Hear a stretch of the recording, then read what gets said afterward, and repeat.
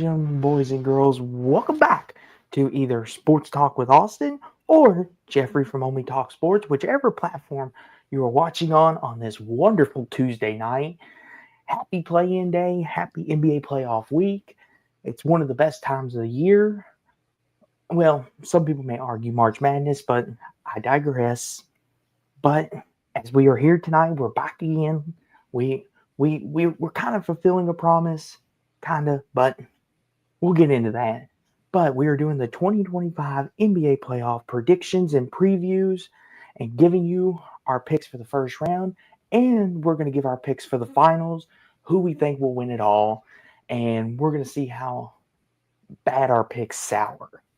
But I couldn't do it without my co-host, without my friend. Jeffrey, how are you? And happy Tuesday. Appreciate it, Austin. Definitely excited that we were able to fill our semi-promise of doing an NBA playoff show like we did last year. It was a lot of fun last year. Glad we were able to fit it in tonight, and it's playing night. So, I mean, some people can look at that as like the perfect time. Like some people like doing it before. Typically, I like doing things before they start, but it's kind of fun to do it like, hey, it's starting right now. Like we got a game on right now. I'm watching it right now, and we got a game coming on later. So it's definitely exciting with that, kind of like we did with March Madness when North Carolina was beating the doors off San Diego State. So, and we got another blowout here with Orlando beating Atlanta. So we're not going to be picking Atlanta.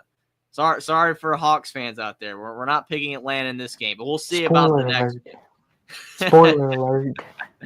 But definitely excited that we got to do the show and can't wait to get into the matchups because it's always interesting. Like the NBA is completely different with a 7-game series versus, winning or losing you're done in March Madness and in other sports like the NFL. So it has a different dynamic. So definitely always exciting when the playoffs come around in the NBA. Well, and I'll say this too. As what I love about the NBA is you've got 7 games. You have to beat a team 4 times. And it legitimizes how good or bad a team is, in my opinion. And not to go down a rabbit hole, but in March Madness, it's 1 game, 1 fluke, and you're done for. The NBA, you got to do that 4 times. So the Thunder could beat the Nuggets 1 time. They need to beat the Nuggets 4 times to prove they're the better team. Where in March Madness, they would only have to do it once, and the Nuggets season would be over.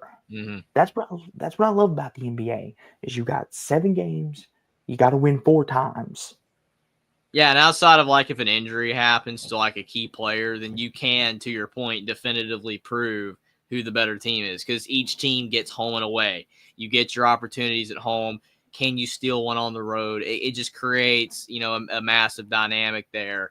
And typically you can legitimately say, like, yes, this team's better than that team. We saw them play. They proved it on the court. And that's why I have such a problem in, like, college basketball with March Madness. I love it. But when people say, like, oh, that team's better than that team because they won that game, not to, like you said, go down a rabbit hole, but I feel like still, in my opinion, that Duke was better than Houston. I think Duke was a better team than Houston. But I have 98 billion people. I know there's not that many people on the earth. I'm exaggerating. But tons of people blowing up my DMs telling me, hey, Duke is nowhere as good as Houston. Houston's clearly better. And I'm like, okay, they beat him by 2 points in the Final Four. And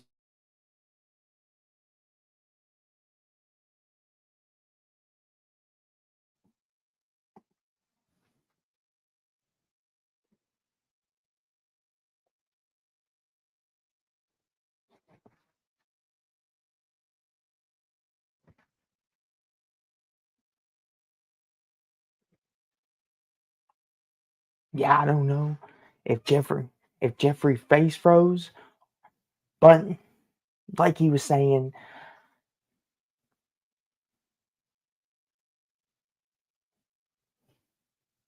one game doesn't always prove who the better team is. And I believe Jeffrey has face froze. But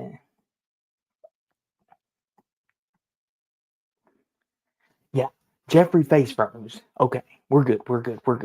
But like Jeffrey was saying, one game does not determine who's always the better team sometimes. There are upsets, there are flukes, there are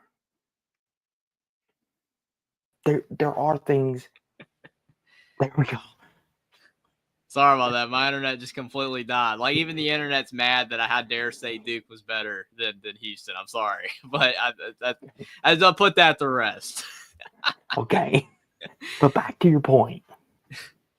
Yeah, I mean, like the NBA, you can definitively prove like this team's better, and that's what makes it such a unique, playoff Mm-hmm. format. And even though a lot of people have soured on the NBA lately for its style of play and stuff like that, I still think the NBA playoffs is fantastic for that reason. It is definitely fun to watch. Mm-hmm. And you get a chance to see possibly a team play 7 times. So Mm-hmm. I mean, and you get to see how the schemes change. You get to see what, especially the schemes, which we'll get into it. But like stylistically, you're not going to play the Celtics the same way you would play the Bucks in a 7-game series, and you have a chance to adjust. Where college basketball, you've got to adjust on the fly. There is Mm-hmm. no, okay, let's pack it in. We're down 2-1. We've got another one the day after. There is none of that. You adjust on the fly. But we'll get into all that. Mm-hmm. That though, not to go down the rabbit hole like Jeffrey said, or we'll be here all night. Absolutely. I mean, definitely there's a lot of nuance to, being, like an NBA coach with your team. I know a lot of people say the coaches don't do anything. I feel like NBA coaches, especially if the team's great, you kind of just like, all right, don't let the egos crash. Just like go out there, do your thing, kind of plan a Mm-hmm. little bit, but it's not super complex. But you still do have to figure out, like, hey, are we gonna be more defensive oriented in this game versus like this team, or are we gonna be more offensive oriented? Like, gonna be kind of like grinding it out more, which not much in the NBA, but you still do see it sometimes. Or are we just gonna chunk up 45 threes? Like, well, how are they playing us? And if something don't work, you have time to fix it. Like, it's not like, oh my gosh, we lost, it's over. First game of the series, we didn't win, we're done. No, like you have a chance to fix it. Like, you could be down 2-0 and come back. Like it's possible. So that, that keeps like the viewer interest as well. Like, people, get really, excited to see like when it gets down to like 3-2, 3-3 series, and you've gone that whole way. It's like a journey. It's like a mini journey going all that way to get to a game 7. People love game 7s. Like it is great when either team is done. Like when like it kind of gives you that March Madness dynamic, but you had to get there. It's like a draw. It's kind of like being in boxing or whatever, where like it's round 1, round 2, and like you keep drawing, and someone's got to win. So it's definitely like I said, a different dynamic, and that's what makes the NBA playoffs unique. I enjoy it every year. I mean, even if I don't watch it most of the season, I keep up with it enough to know what's going on, like the trades and and coaches. Like you lost your coach, Austin, like Denver. Like what's going on there? I'm still blown away, right? The infighting. So it's like I keep up with it enough, but like when the NBA playoffs start, I'm locked in. So it's Yes. always fun. And like you said, last thing is, I'll say this too. I think honestly, like you said, it's like a journey. It's like a television series.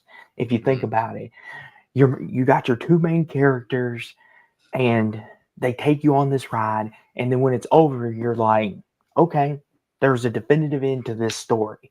And that's kind of what a playoff series is. It takes you on a ride if you're lucky, if it's lucky to go that far. And then you're like, okay, this was the definitive end.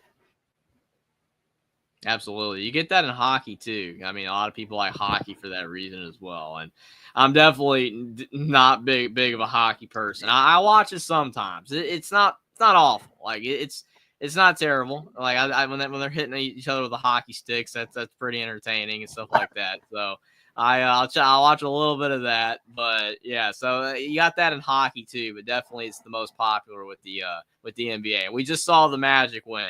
Like you said, official the Magic. So, I think I got cut off when you said that the Magic won. So now we got Memphis and Golden State. It's gonna make it interesting when we pick that game. It's like who's winning right now? Like what's gonna happen? So it's gonna be interesting. so let's get into it, shall we? Let's talk about the play-in, who we think's advancing, who we think is going to be And as we can see, Golden State is not off to a hot start, but there's 4 quarters. There's 4 quarters. But let's start off with the first playing game of the night. Hawks Magic. Winner of this gets to play the Celtics in round one, and the Magic winning. not a good gift at all. No, they're like, it's basically like one of them things. It's like, oh, you want a playing game? Good for you. Now go play the champions. Have fun. Yeah, no siree for me. I would not want to do that. But the Magic beat the Hawks 120-95. I caught a little bit of this game as I was preparing for the show. I'll say this. I think the Magic are really good, got a lot of talent. They play really good defense, but they lack offense. And we'll get to it here in a minute, but that scares me in a series with the Celtics. I like Paul. I like Gary Harris. I like Cole Anthony. I like all these guys. The Magic have got some nice pieces, and this is a good win for them because they're still a young team. They're learning, and they're growing. They made the playoffs for the first time last year, I think, in, I want to say almost 10 years. Mm-hmm. I believe it was. But this is a good win for them. As for the Hawks, they'll have a chance Friday night to get into the playoffs. But, Jeffrey, what was your thoughts on this game? I mean, I don't disagree with what you said at all. And appreciate Clint Moses for being here. Proud of Cole Anthony, our UNC guy. Absolutely. Cole Anthony has been playing very well for the Magic. I kind of feel like Orlando is where the Thunder were a few years ago.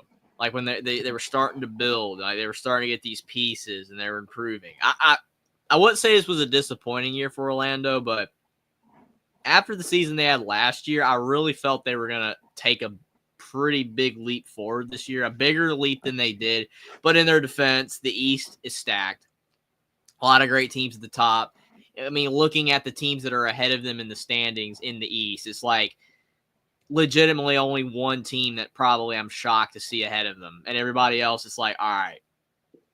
So, you know, like they had a good year. You know, they were really bad a few years ago. So they're getting better. And I agree with you. The young talent, Banchero and Cole Anthony, they're really good. And they're going to keep getting better. But the Hawks, on the other hand, they're just stuck in mediocrity. I mean, it's literally mediocrity. They're where the Indiana Pacers were for like a decade. You know, after like Victor Oladipo, Paul George, like after all that fizzled out, the Pacers have just been 500 or a little bit worse than that every year. That's what the Hawks are. Like if it wasn't for the play-in tournament, they'd be irrelevant because they'd be missing it every year. Basically, they're like on that 8, 9 to 10 cut line every year. They're just not great. Trae Young is fantastic. They got rid of his second best player, you know, next to him, which is just insane. And like they keep bringing in guys, they keep getting rid of guys. They don't have stability at all. Like every time I watch them, they have different players. They're young. I just feel like if they don't get it together and actually try to build something around Trae Young, he's just going to end up like Damian Lillard at the Trailblazers. He's just going to sit there for a long time, and then at like the end of his prime, he's going to end up going somewhere else and falling short of ever winning anything. It sucks. Like I said, fantastic player. I mean, I've seen some Hawks fans say Trae Young needs to be better. I'm like, what more can he do? He's a fantastic player. He just reminds me of when he was at Oklahoma, lighting it up, and everybody else around him was just not great. So it is what it is. The Hawks, we'll see. I mean, obviously they can still make the playoffs. We'll see if they do, but they're just not a great team. They don't have enough pieces around Trae Young. And the Magic, they definitely have a lot more solid of a foundation for the future than the Hawks do, and it definitely showed in this game. Well, and I'll say this too. When you talk about the Hawks, they made that conference finals I believe in 21 against the Bucks, and that was after the whole shutdown and everything. And a lot of that was a lot of luck, and that's what goes into this. You got to have some luck, but I feel like the Hawks had that one great year, and then they kind of fizzled out. They made the conference final that one time. You probably remember it. And everyone was like, the Hawks are going to be a force to be reckoned with out east. Trae Young and the Hawks might be able to contend for the East every year. And I was kind of like, I kind of feel like them and the Pacers, like you said. I feel like the Pacers last year got a very lucky break with the injuries that happened on their side of the bracket. So I kind of feel like that's what happened with the Hawks that year. They got a lot of lucky breaks, and they were able to. And the East is not as competitive as the West. Let's be honest, Mm-hmm. in my opinion. I mean, not to diminish what they did. It's a great achievement, but it just goes to show if things break your way one time, you can get a team like the Hawks who are stuck in mediocrity can make a run at it. Mm-hmm. Yeah, I mean, I agree with that. I mean, I don't think they were an elite team that year. They did that either, making it all that way. Mm, But I still think they were better then than they were now. They've taken backward steps. Like, there are teams that have a star and then some solid players, but then they blow it up, to try to make moves to get better. Then they end up getting worse. That's what happened to Atlanta. Because, I mean, they're not as good right now as they were even 3 years ago. I mean, they're just literally the most average of average teams that you can possibly get. And what's mm-hmm, frustrating is, like, in the case of the Magic, you can excuse it. Like, okay, they're young, they're developing, they're really talented. Give it time. With the Hawks, it's just like, all right, where are we going? We've been like this forever. And Trae Young, I mean, he's still not anywhere close to old. Like, he's got many years left still, but it's like, you're gonna waste it, man. You're gonna waste it. And you don't want to do that when you've got that great of a player. You just mm-hmm, don't. It's not that mm-hmm, Trae Young's selfish. Like, I've seen people say, "Oh, Trae Young's selfish. He shoots too much." That is garbage. That is absolutely garbage. At the end of the third quarter, he had the ball with like 3 seconds left after the Atlanta saved it from going out of bounds. He could have chunked up a deep three. He passed it to Niang. I think he was a former Louisville guy. And Niang scored a three. And it's like, okay, Trae Young's not the problem, folks. It's not him. He is darn good. He does everything that you would want him to do. He's a team player. He still looks engaged. He's trying his hardest. Your team just sucks. Like, you're not good enough. That's the problem. That's on you, Hawks, and like the ownership and leadership. It's not on mm-hmm, Trae Young. That's my opinion. But I get mm-hmm. frustrated when people blame players like that. Like, you're blaming the only great player you have. Don't do that. Like, blame everyone else but him, because it's not him. Mm-hmm. Well, and last thing I'll say is too on this subject is I want to Mm, say congrats to Orlando because this is a big accomplishment. As you said, it is a step back. Because I was with you, I thought, okay, mm, the Magic were a 5 seed last year. I was like, okay, they're a little ahead of schedule, but could they jump to a 3, maybe a 2?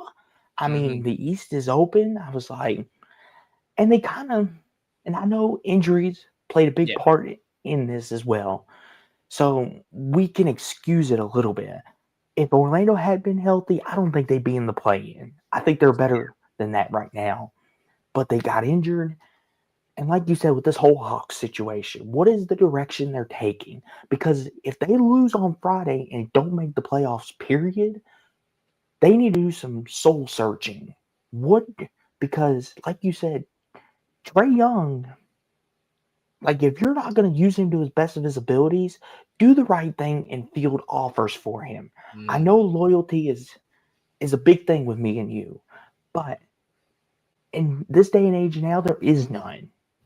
It Whether we sucks. like it Like, or I not. hate it because, like you said, I'm a big loyalty guy. You are as well. I think most people legitimately are. Most people don't like this, but there's nothing we could do.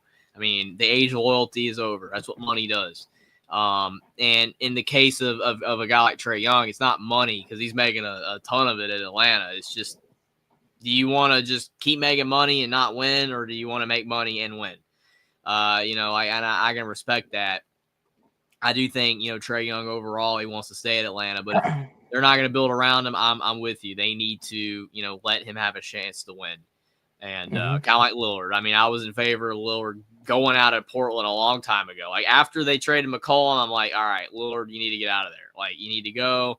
This team sucks. You're not getting. It's never going to be good. No matter how much young talent you draft, Lillard does not fit the time schedule of those guys. He's already in his 30s.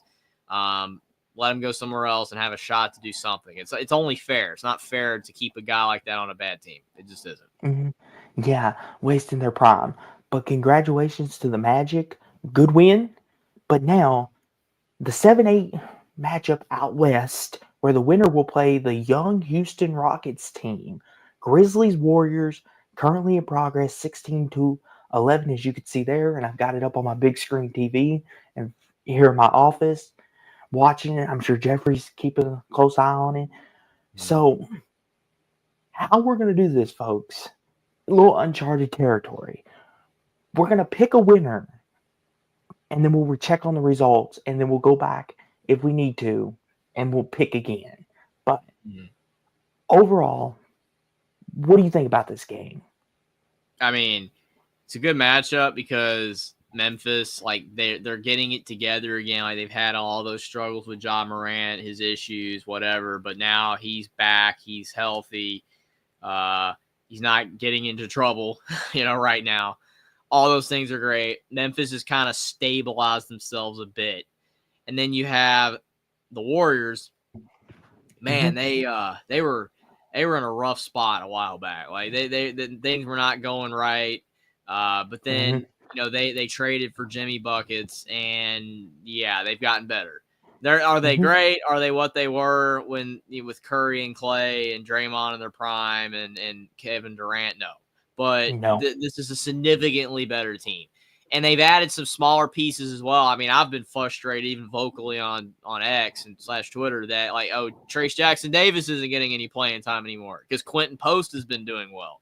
But that's a good thing. Like, yeah, it's a good thing when a guy like Trace Jackson Davis, who's really good and was a big impact player for a struggling Warriors team last year, is not playing as much this year, but he's still impacting the team. I just feel like overall the Warriors have improved their roster. Is it anywhere near the prime of what the Warriors were in their dynasty? No, but this is a much better team than it was earlier this year. And I mean, honestly, just to make a quick fire pick, I'm picking the Warriors. I think the Warriors will win this game. We'll see if they ultimately do, but I do think the Warriors win this game. Here's the thing with this matchup.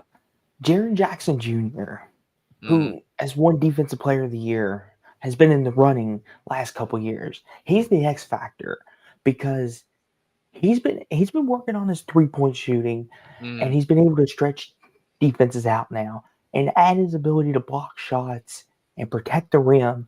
I think makes the Grizzlies a threat because Golden State, they are lacking that presence inside. Don't get me wrong, Kevon Looney is good, but Jaren Jackson is a special type of talent. And like you said, John Morant, Desmond Bain, Memphis has got a nice little team. They've built something there. But like you said, Golden State was going in the wrong direction. They were going backwards. And then they make the trade for Jimmy Butler to get that messy situation in Miami. And a lot of people were saying, is Jimmy Butler committed? Does he care? And you see, Golden State has improved him vastly since that trade. Steph Curry seems reinvigorated. And, you pick Golden State. I mean, I can make an argument for either one. I think I'm with you. I think the veteran experience of Golden State wins this game. And they're poised, and it's at home in the Bay. It's hard to pick against Curry. And in a game between kind of even teams, it's kind of hard for me. Yeah, I'm gonna pick the Warriors too. I don't think it'll be. I think it'll be like a 3 to 5 point win. Absolutely. But now we can pick the Wednesday games.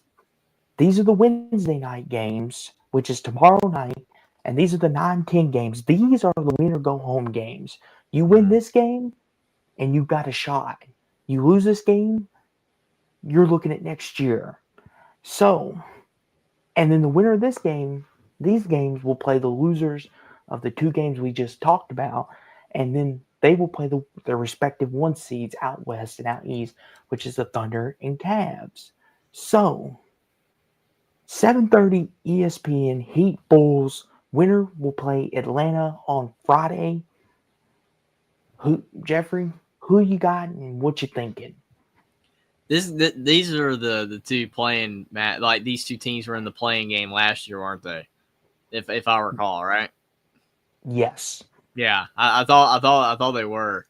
I still cannot believe that year that the Heat were an 8 seed and they went all the way. That was crazy. I know they had some luck, especially with Giannis being hurt, but still, like that was nuts. So Mm. could we see the Heat do that again? I mean, they're the 10 seed here, so they're gonna have to win this game and the next to make the playoffs. I will say that again, giving another Indiana guy's props. Khalil Ware has been good. He's been very good for the Heat. Might even get on the all rookie team. He's been very impressive. I was shocked at how well he's played. It's really helped Bam. It's really given the Heat what they desperately needed, which was a secondary big. Because Bam is really good, but Bam's in a lot of games he's undersized a little bit, and that can hurt the Heat on the glass. Whereas Khalil Ware, he's a lot bigger. He's quick. He's young, and he's rebounding like crazy. So that's been great for the Heat. I mean, the Heat still have a lot of solid players. I mean, Duncan Robinson, Tyler Hero, but they're just missing a lot of what they had when they were really good.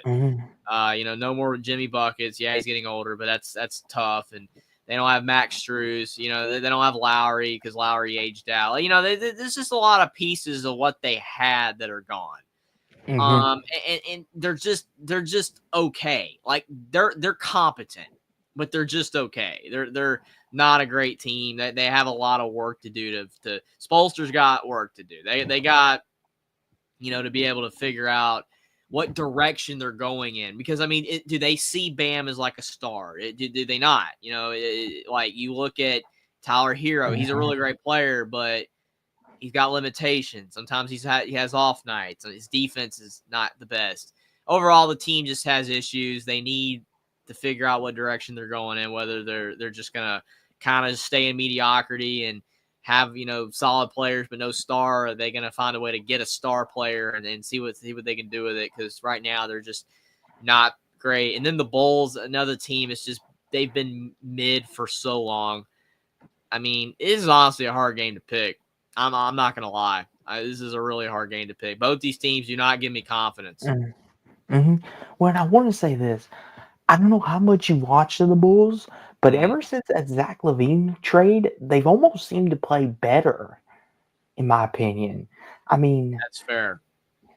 Legitimately, Josh Giddey is coming into his own. Kobe White, Vucevic, they're building like they're a young team, but they're kind of coming along quicker than I thought they would, Jeffrey. To be honest with you, and I know out east it's not that hard, but I don't. That's why I said I don't know how much you watched them play since that trade. They're not that bad. They're pretty good. Like they're pretty good for a young team. But like you said, the thing is with Miami though, what concerns me is what is their future? Because quote unquote Heat culture, right? Like, are the Heat? I feel like they're one of these teams within the playoffs because I don't foresee them going far. Not to give you a spoiler alert, but in the draft, I feel like they need to hit on their draft picks this upcoming season, this upcoming off season, in my opinion, because if they're going to build around Tyler Hero and Bam, they need to hit on these. Like get some more shooting, get a perimeter defender. They need to do something because if I know Pat Riley, he's not going to be fine sitting in mediocrity. He's not going to let that happen. So I feel like Miami, this is going to be a big proving test. I mean, this is two young teams. I mean, the Bulls, Kobe White, North Carolina guy, he is a guy, Jeffrey, I love watching. He's fast, he's quick, he can score. The thing with the Bulls, though, that scares me is they chuck up a lot of threes. And it's kind of like that with the Celtics. If the threes aren't going, then it could screw you over. Yeah, like Alabama basketball, too. That's what makes this game scary to pick, in my opinion. But I'll let you pick first. Yeah, it's tough because, I mean, I try not to pick, like, based off, like my interest, like with the players and everything. But you got Khalil Ware for the Heat. You got Kobe White for the Bulls. I like both, obviously. Both players Mhm. played for, Carolina, Indiana, but like I said, I'm not really confident in either team. I do agree with you, though, that the Bulls have looked better since the trade. I haven't seen them much, but, they have trended up. It's at home.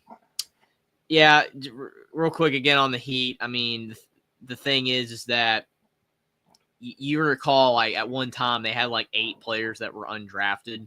Like, they just hit Mhm. on so many of those underrated guys, right? They were just bringing in, like, I don't want to call them nobodies, but, like, guys that you would never think that would have success, like Duncan Robinson, Max Strus, guys like that. You just Mhm. never think that they're going to make anything of themselves in the NBA.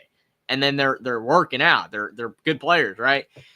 When they had that, and then you had a star in Jimmy Butler, it worked. But the problem is that Jimmy Butler got older, he's gone, and then now you don't have any stars. I don't look at Bam or Tyler Hero as a star. They're Mhm. good. They're really good, and they can have games where they're borderline stars, but they're not. And the rest of their team is kind of collapsed because they had to get rid of all of those underrated players. Kind of like the Nuggets. When the Nuggets Mhm. had the championship team, right? When they had the championship year, they Mhm. lost KCP. They lost Bruce Brown. They lost those underrated guys that were Jeff really Green. good, but they had to let Jeff them go. Green. Yeah, they had to let them go because, like, you couldn't pay them all. Well, the Heat had the same thing. Like, Strus got a really good contract to leave, so because they couldn't pay them all. So that's kind of the problem. The Heat just kind of got to a point where they had so many solid players that they had to let them go. They had to Mhm. let a few of them go, and now they're just kind of reduced to mid. And I feel Mhm. like that's what kind of happened to the Nuggets and why that they're not as good now as they were when they were a championship team. They're still really good, but I'm just saying, like, the Heat they're messed up right now. That I don't know what really direction they can go in, because either they're gonna have to shop Hero or Bam, and then they're gonna have to get a lot of young guys, or basically blow up the whole thing to get a couple stars, and then that ain't gonna work either. So it's like they're messed up. Honestly, I was gonna go with the Heat, but I wouldn't say you convinced me. But the Heat they're not great. They're competitive, but they're not great. So I'll go with the Bulls to win. Mhm.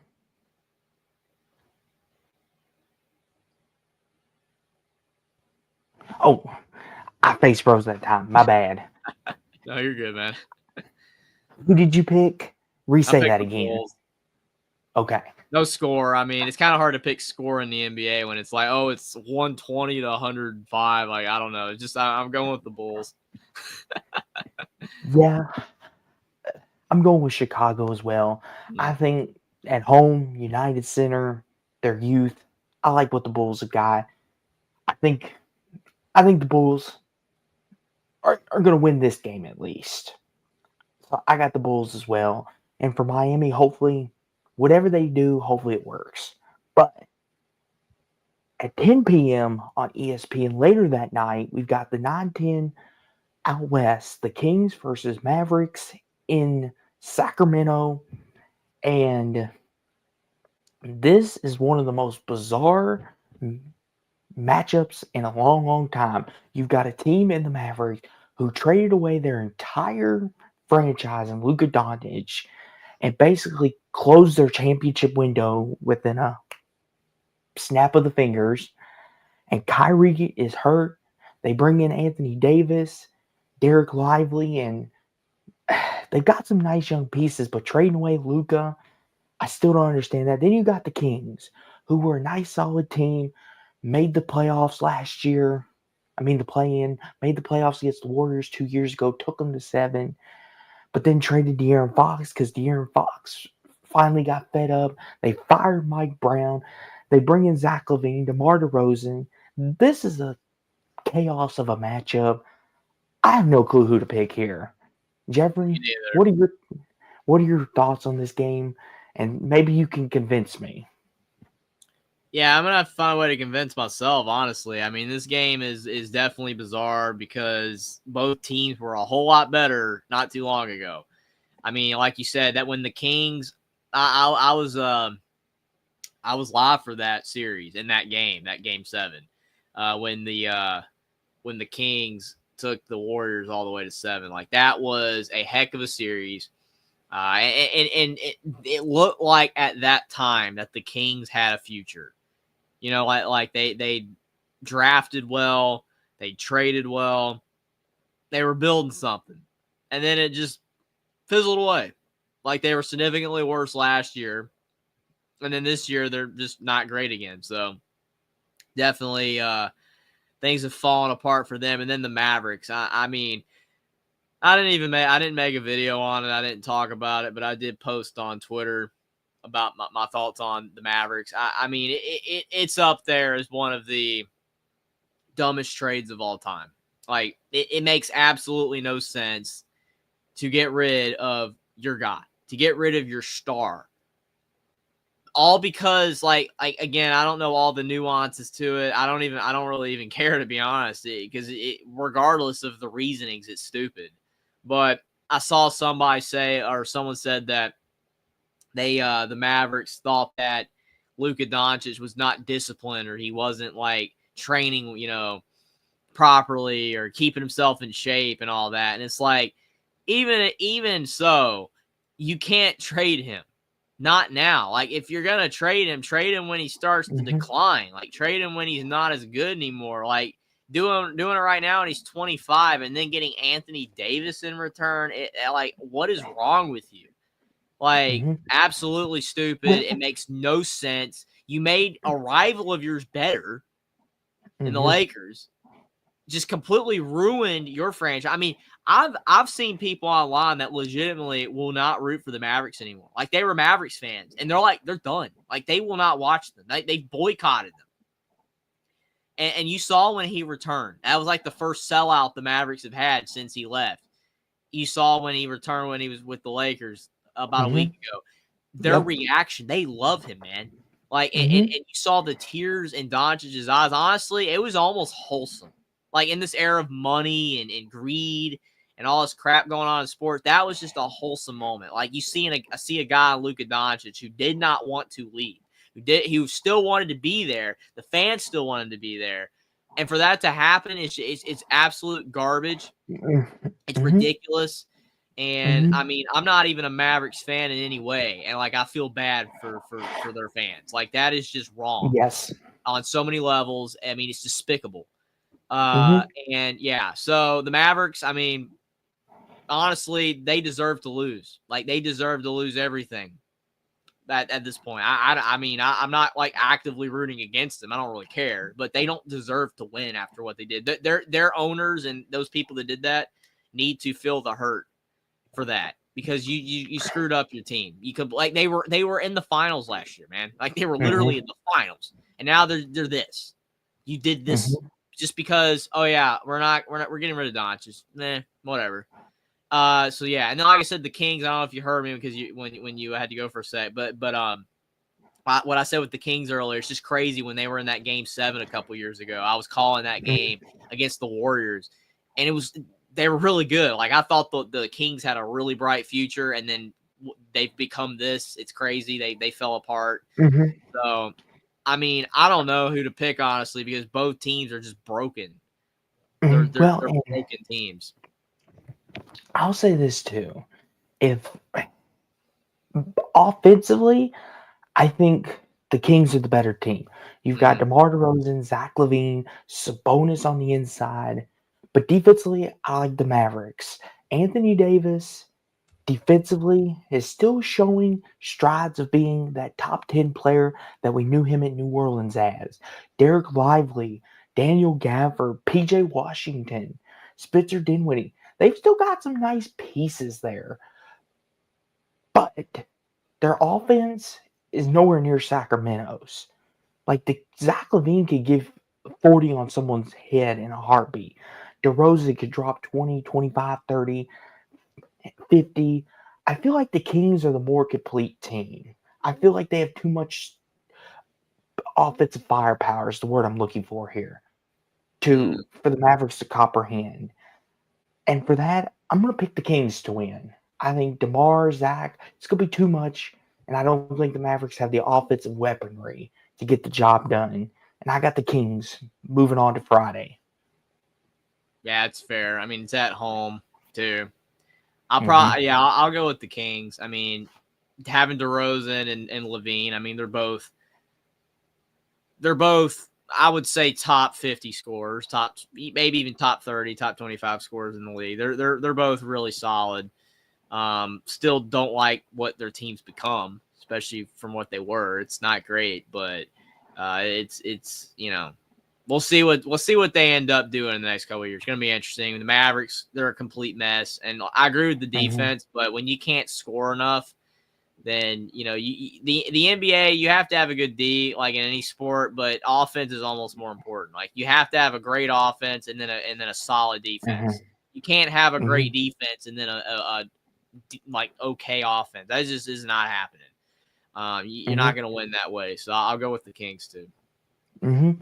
And now we're moving on to the Friday games, and these are the winner go home games. These are the nut cutting time, as my dad used to say. This is when we get down to brass tacks. So out east, obviously the Hawks lost. We couldn't get to that game in time, but it does help us out a little bit here because we both picked the Bulls. So assuming the Bulls win tomorrow night, it's going to be Bulls-Hawks for the right to play the Cavaliers. And if that's the game that turns about, because me and Jeffrey both picked the Bulls, it's basically the youth of Chicago against an Atlanta team that's very youthful themselves. But Trae Young, is he going to get enough help to at least win one game? Or is Kobe White and company and Josh Giddey and the Bulls offense, are they going to put more of it together? Jeffrey, don't be surprised if you happen to watch this game on Friday if there's no defense, because both of these teams' defenses are abysmal at times. I'm being quite frank with you. Now, I will say Daniel Dice for the Atlanta Hawks, he has been a breakout superstar on the defensive side of the ball. He is one player in the coming years, he might become top 30, top 20 in the league within Atlanta. But I'll say this is one of them games where the best player on the court is probably going to win this game, in my opinion. But Jeffrey, what are your thoughts on this game? It's tough because the Hawks have been in play-in situations before, and they typically don't win. and they were pretty embarrassing tonight. Like they got destroyed. I know that this game they're going to be at home, but they did not look good. I know in the NBA you'd have the quick turnaround. Because they had a bad game tonight does not mean they're going to have a bad game on Friday. I really like Trae Young. I really do. But, man, outside of Daniels, that was a good mention. Dyson Daniels is solid. He's a buttoning player. He's getting a lot better. But the rest of their team just isn't very good. Like, it's all right. Just not great. And the Bulls, they have some young guys that are really, really good. And I feel like they have more players that are good than the Hawks have, but the Hawks have the best player. I don't think that's debatable. Do you believe in Trae Young as the best player? Or do you believe in the more kind of complete team in the Bulls? It could go either way. I just don't really trust the Hawks in a playing game. Here's the thing, Jeffrey. I'll say this.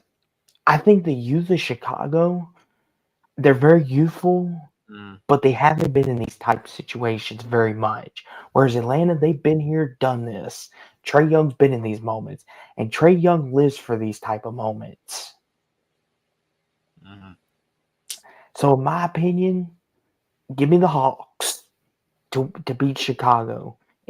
I think Trae Young rises to the occasion on Friday night and lifts the Hawks past the Bulls.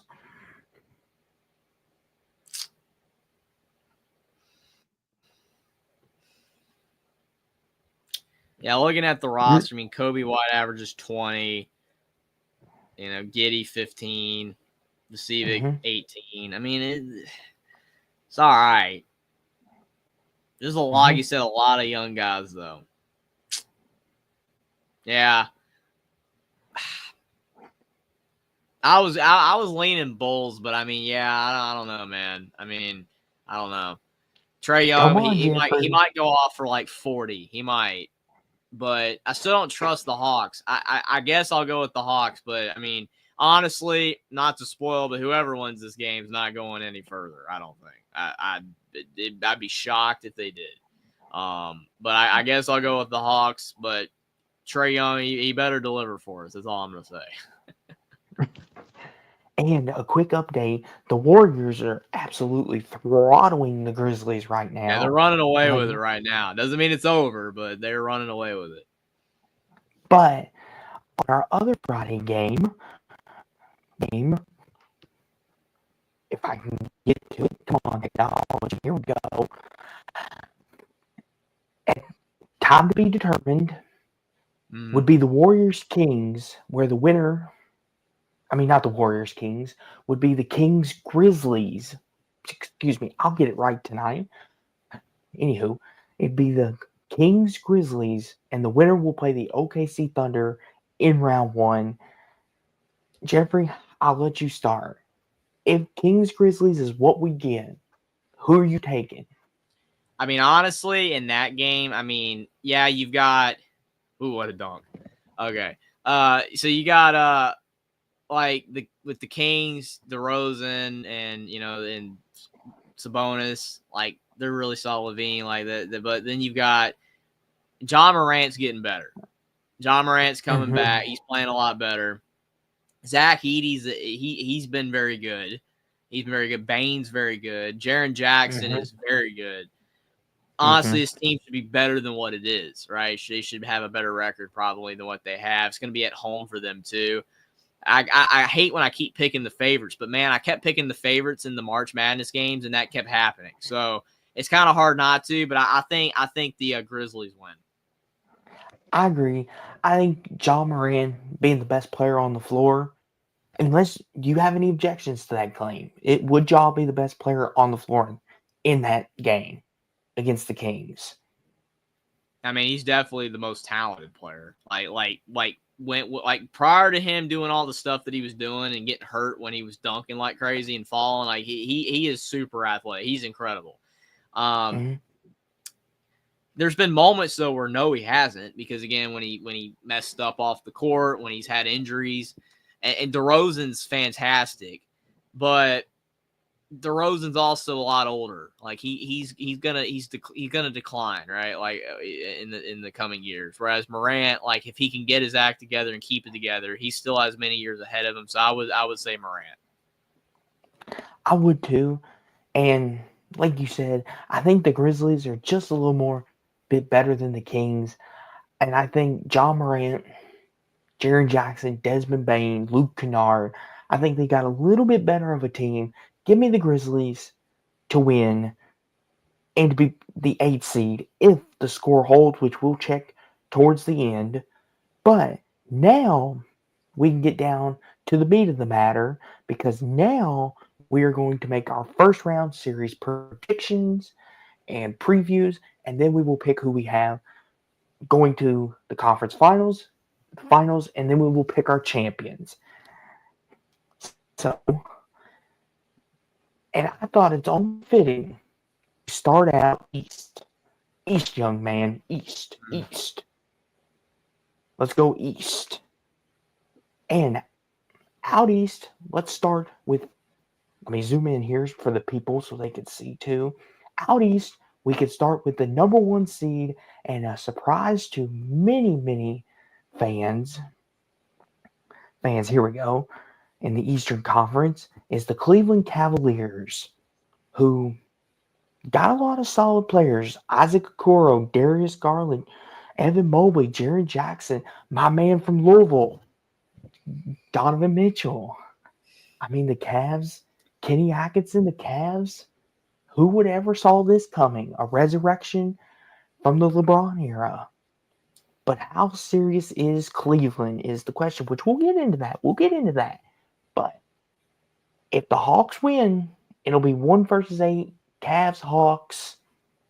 Jeffrey, I think we're both going to pick the Cavs, but can the Hawks make it a series?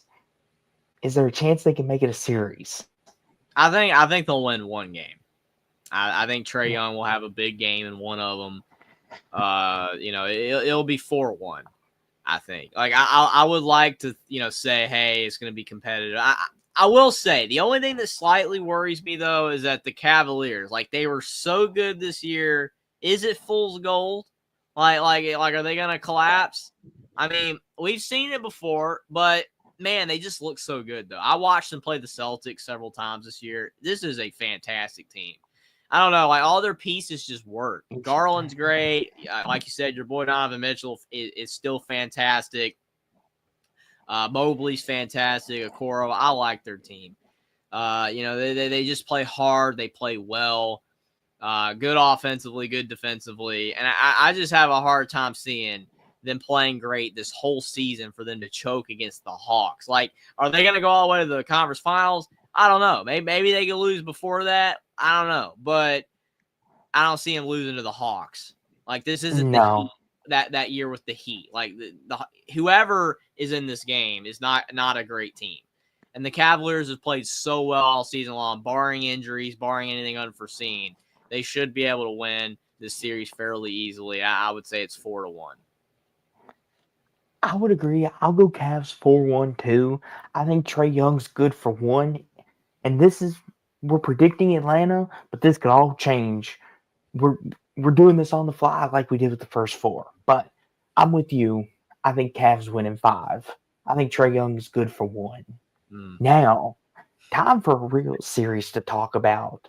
The Pacers versus the Bucks, the 4-5, and a little history lesson. This is a rematch from last year's first round game. And this is Giannis's got injured in that series last year. Hopefully he stays healthy. Unfortunately, Damian Lillard not able to play. Blood clot injury. Prayers up to Damian Lillard. Take care of that. That sucks. But Jeffrey, this is a rematch. Do the Bucks have revenge on their mind? Because the Pacers took them out last year. I will say that Damian Lillard being out, that I don't know. I don't know if it's too much to overcome, but it might be too much to overcome. I mean, you see the spread. Like Indiana's favored by 5.5. If Damian Lillard was in this game or in this series, rather, like it would be a pick 'em. It'd be like even. I don't know. Maybe the Bucks would even be favored. I don't know. But that's tough, and it sucks because like you said, I hope he can get that taken care of because that ended Chris Bosh's career. Was blood clot and stuff. So you never want to see that. I definitely hope he'll be fine. But Indiana, I mean, kind of like with, what we were talking about with the Magic, a lot of young talent, a lot of young guys that are getting better. The Indiana's like that. Tyrese Halliburton, I mean, that was a fantastic pickup for them. He's a great player. Thomas Bryant, back in Indiana, like bench player, but he's providing a role. Like I gotta give Thomas Bryant a shout out. He's been solid. I mean, yeah. And here's the thing too. I want to point this out, and this is important. Benedict Mathurin is healthy this time around. True. So here's the thing. Last year, this was a very injury riddled season. I mean, not season, series. I'll say it right eventually. But this is as close as healthy as both of them have been. Barring any more injuries, I think this might be one of the best first round series out east. Yeah, I mean, it might be the best game. Like, if you're wanting, like, a series to go far, like this series. If you want it to be, like, a 6 or 7.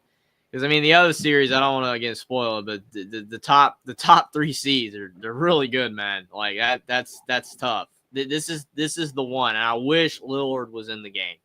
Wish he was in the series. But I'm going to have to go with Indiana. I mean, honestly, I think Indiana's going to win. I mean, they're playing good. They're healthier than the Bucks. I mean, Giannis, like, he's been cursed last few years. Like, he's either been hurt right before the playoffs or he gets hurt in the playoffs. I hope that don't happen, but if that happens again, that would suck and destroy their chances. Mhm. Honestly, the Bucks have made some moves that I don't get. Like they like their teams just like they're trying to remain great and they're not right now. So honestly, I think the Pacers, they're on an upward trajectory. They're healthy. They're going to win the series. I'll go a 4-2. You go Pacers in 6. Mm-hmm. That Kyle Kuzma trade for Chris Middleton, I haven't noticed a difference in the Bucks other than their defensive intensity. I mean, Kyle Kuzma might be a better scorer than Chris Middleton, Mm-hmm. but I don't notice a difference because it's still Giannis's team.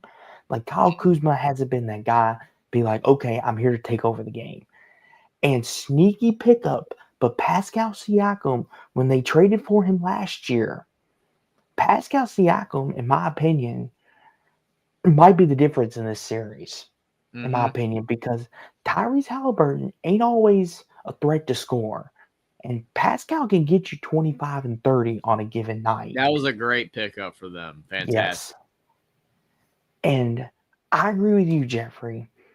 But here's the thing. Giannis, in my opinion, right now, is one of the 3 best players walking the face of this earth. Do I think that he's got enough around him to beat a young, healthy Pacers team? You know what, Jeffrey? Give me Bucks in 7. Okay. I I think mean, that's not a bad pick. It's not a bad pick at all. I can see it. give me Bucks in 7. I think Giannis has consistently been the best player in the world, and if they stay healthy, give me the Bucks in 7. I think Giannis and company will get it done in 7. Very interesting. But Now I can't wait for that series. See what happens. you'll be DMing me, be like, "Oh, you were right," or I'll be DMing you. I do it all the time. Oh, I should have picked the Bucks. like yeah, I know. I do it all the time.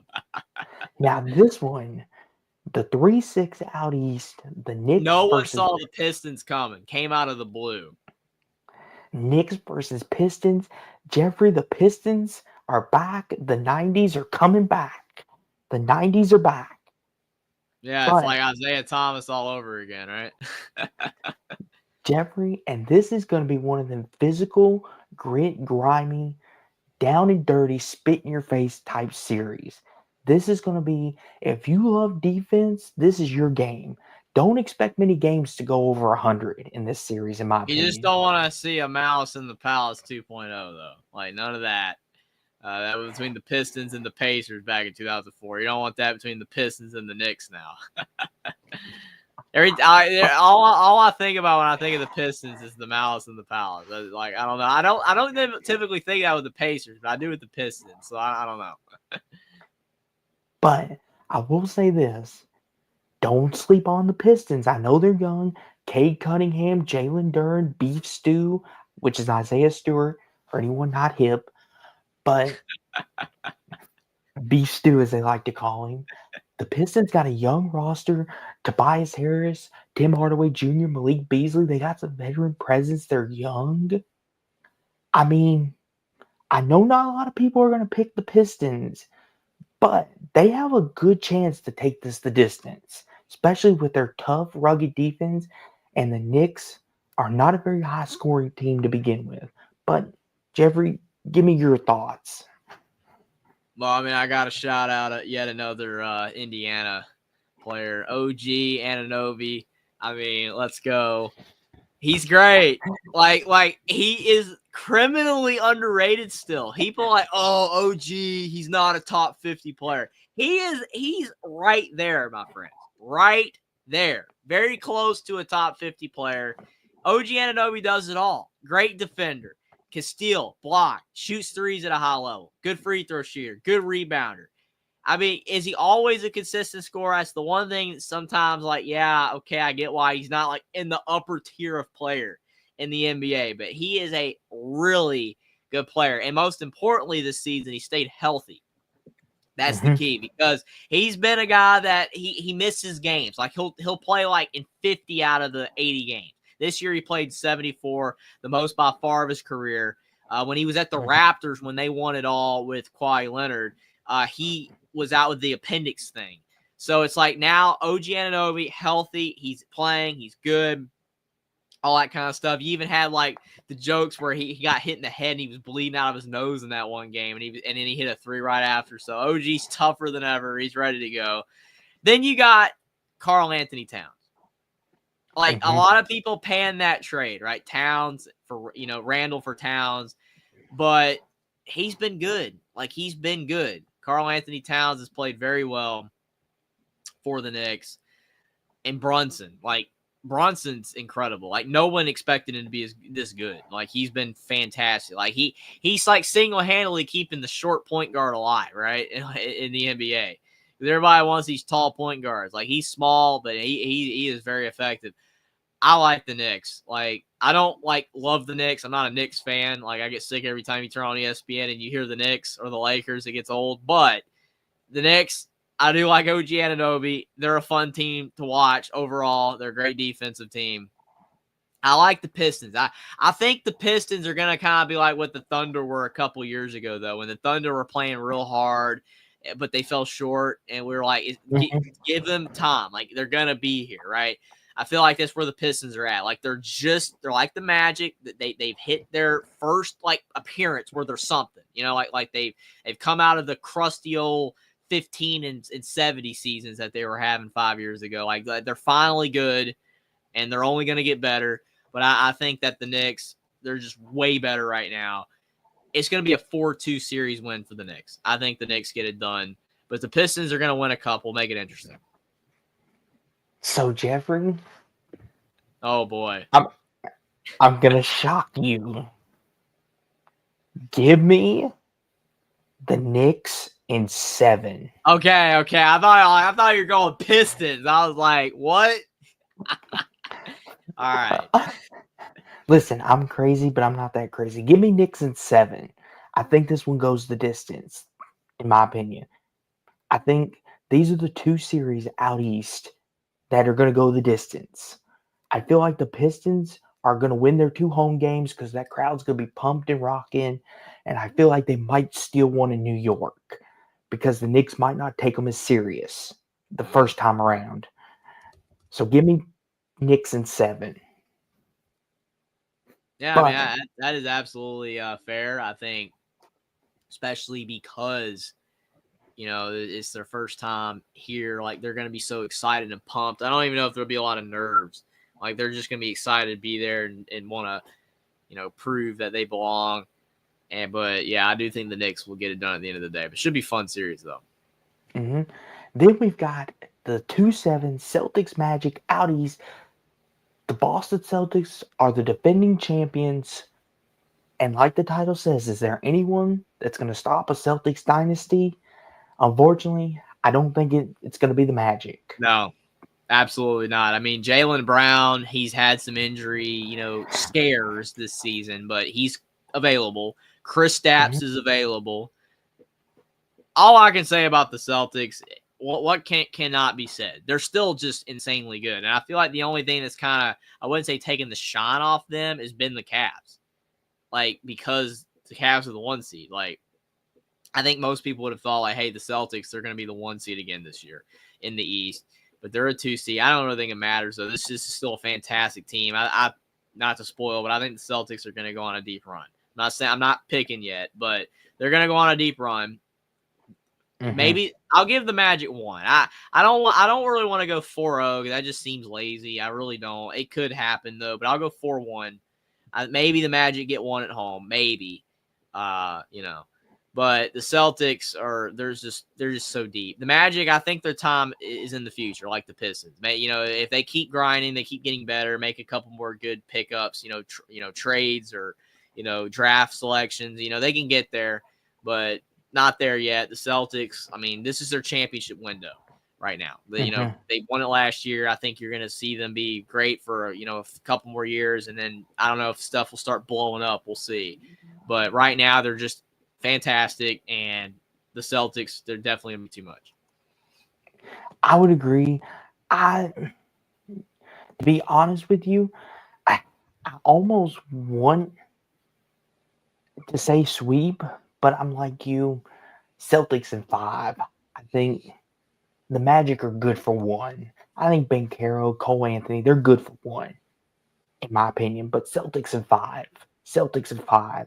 Now, now that we've got the East first round out of the way, now on to the Western Conference first round, and the best team out west is the OKC Thunder, led by possibly the future MVP, SGA, Shea Gildas Alexander. I'm I'm gonna keep refraining from talking about the MVP talks because then my bias is gonna come out. So I'll leave that to Jeffrey if he wants to talk about it. But if things hold currently as we sit with the Warriors up big at halftime over the Grizzlies, and we've got the Grizzlies beating the Kings in our second game, it'll be Thunder Grizzlies round 1. I mean, that might be a really good series. Like, I know people are thinking the Thunder may steamroll, especially if they get like a Mavericks Kings draw. But if they draw the Grizzlies like we're predicting, that could be an interesting series. What would be your thoughts? Yeah, I think it would be interesting because I feel like I said earlier that Memphis is better than their seed range. I think their ceiling's higher, and the Mm-hmm. Thunder it's still a bit questionable because they're so young. I mean, like they're fantastic, but is there still like that potential for one more year where they like slip up early? Before they finally have that breakthrough. Because it kind of felt like for a while the Celtics were in that position, right? Like you had Tatum, you had Brown, and they were fantastic. But they make the playoffs, and they'd always kind of like lose earlier than you thought. Now they've broken through. They've won it. It kind of felt like the Thunder or where the Celtics were a couple years ago. It's like the Thunder. Mm-hmm. We know they're great. We know they're one of the best teams in the league. But are they ready to make that run? Are they ready to go to the finals or at least the conference finals? I don't know. Because again, the youth is still there. I love their team though. What they've done with drafting and trading, like it sucks. Like they couldn't keep Giddy. I know that all that kind of fell out of favor and all that. Couple minor things like, man, it'd be great if this had to happen. But for the most part, all the moves they've made, like thumbs up, man. Like you can't do much better than that. Getting a SGA and then building around him, not just letting him go to waste. Like, oh my gosh, we got the star and like, all right, we call it a day. No, like they, drafted Chet Holmgren. They've drafted, Mm-hmm. Lou Dort from Jalen Arizona State, Williams, Lou Dort, like all those guys. Like they're just fun to watch. They're a fundamentally sound team. Casey Wallace. Yeah. I mean, They I like watching them. They're a fun team to watch. I'll go 4-2. I'll give the Grizzlies 2 because I think John Morant and company will make it interesting, but I think the Thunder will win fairly with ease. Yeah, I think honestly, the Grizzlies and Thunder, it's the battle of the two young teams. Both, this will probably be a high scoring series in terms of points. I feel like you said, I'm gonna go with you. I'm gonna go Thunder in 6, 4-2. Thunder in 6. I feel like the Grizzlies will make it a bit of a challenge. I don't think they'll steamroll like they did last year. Give me Thunder in 6. And now the 4-5 out west, you've got the Denver Nuggets versus the Los Angeles Clippers. And I'll say this before Jeffrey goes, and I'm going to say this. Nikola Jokic is playing the greatest statistical basketball season we've ever seen in history. First center ever to average a triple-double. And in my opinion, is the MVP and is the best player walking the planet today. Now, I know my bias is showing. I apologize, but I cannot help it. But as far as this series goes, this is going to be another one of them evenly matched series. Kawhi Leonard's back fully healthy again. James Harden is playing some of his best basketball we've seen. You've got, and this is after the Clippers let Paul George go, right? And I remember Jeffrey did a call-in show. I believe it was in July or April, something like that. And Paul George had signed with the Sixers, which we see how that turned out. Yikes. But anywho, we don't need to go down that rabbit hole right now. But almost making the Clippers look smart for letting him go. But once again, going down the wrong rabbit hole. But I'll say this is probably one of the most evenly matched series across both conferences because you got the two best players in Jokic and Kawhi. You've got Jamal Murray, Aaron Gordon for the Nuggets, and here's the thing too: Jalen Pickett, Julian Strawther, Peyton Watson, Christian Brown. I mean, we've developed some nice pieces over here in Denver, but it's not the team that we once were before. And Russell Westbrook, I remember everyone was like, "Oh, good luck with that." Now you've got a vampire in your locker room. You've got a cancer. Russell Westbrook's overrated. The Nuggets are going to be lucky to make a play in with Russell Westbrook. And what has happened? Russell Westbrook is loved in Denver. He's elevated his play. And it's almost added an extra juice to this team that we didn't have before. I mean, let me ask you this, Jeffrey. What are you thinking? Like, don't give a pick, but what are you thinking? Like, give me your thoughts. I mean, I agree with you that like of all the matchups, like if it's not the series between the Pacers and the Bucks is the closest, this one is like you said, pretty much even. I mean, the Nuggets have the home field or the home court advantage rather, because like if it goes to 7, they get the extra game, and they have the best player. Like it's not even close. Like Leonard healthy is still great, even though he's aging. He's still great, but Jokic is just in another universe. I mean, the things he does, I feel like people are starting to take it for granted. And I don't even want to say Nuggets fans take it for granted, but I just feel like NBA fans take it for granted. Like when he first came into the league and was doing this junk, it's like, wow, like how's he doing this, right? And then it just became normal. And now you're seeing other players like Victor Wembanyama, that are incredible. Like he's 7'5" and can dribble, and Chet Holmgren. All these players are doing this type stuff now. Giannis, like he can put it on the deck. All these guys can do all this stuff, right? But Jokic is still just in his own category. He's a guy that when you look at him, he looks like he's slow, unathletic, should be a bench player like Mason Plumlee. But then he goes out there and he averages 30, 10, and 10. It's insane. Like how? Like this dude is just incredible. And he does this year after year. And he finds small ways to get better. Like I'm waiting for the decline. Like every player, you kind of see the peak, and it's like, are you going to start declining? Like we've seen Joel Embiid, he's hit that decline. Giannis is still fantastic, but had some injuries, but he's still fantastic. I'm just not. Jokic he just keeps getting better. He keeps getting better. Yeah. The team is not as good. Yes, because they had to get rid of guys. Like again, losing guys like KCP. I mean, that's tough. Like those were really, really solid extra pieces. And I feel like the biggest problem for the Nuggets and their ceiling are guys, it's the Michael Porter Jr., Aaron Gordon tier. You can throw in Westbrook, I guess. I kind of don't want to, throw in Christian Brown because it's like he's young and he's still getting better. And my gosh, he's gotten way better. But like the Michael Porter Jr., Aaron Gordon, Russell Westbrook tier of player, those guys have to be great. And they don't have to put up 30 or 25, but they have to be great for this team if they're going to make a run. Like if they want to win this series, beat the Thunder, and go all the way, those guys have to be better. I watch the Nuggets a lot, and sometimes like Gordon just doesn't show up. He just doesn't do anything. He sucks. And then the next game, he's great. It's like you've got to be consistent. Even if your scoring's not there, the effort's got to be there, the defense got to be there, and you got to hit something. And sometimes the role players for the Nuggets just don't get it done. And I don't even want to call them role players because I think Porter and Gordon are really good. But I feel like at times this year they've regressed. Yes. They just are not consistently good enough. I like the future. I mean, yeah, Watson, Strawther, those guys have been solid. I like the Nuggets. I think they've done enough to keep the Nuggets toward the top. They've done really well there.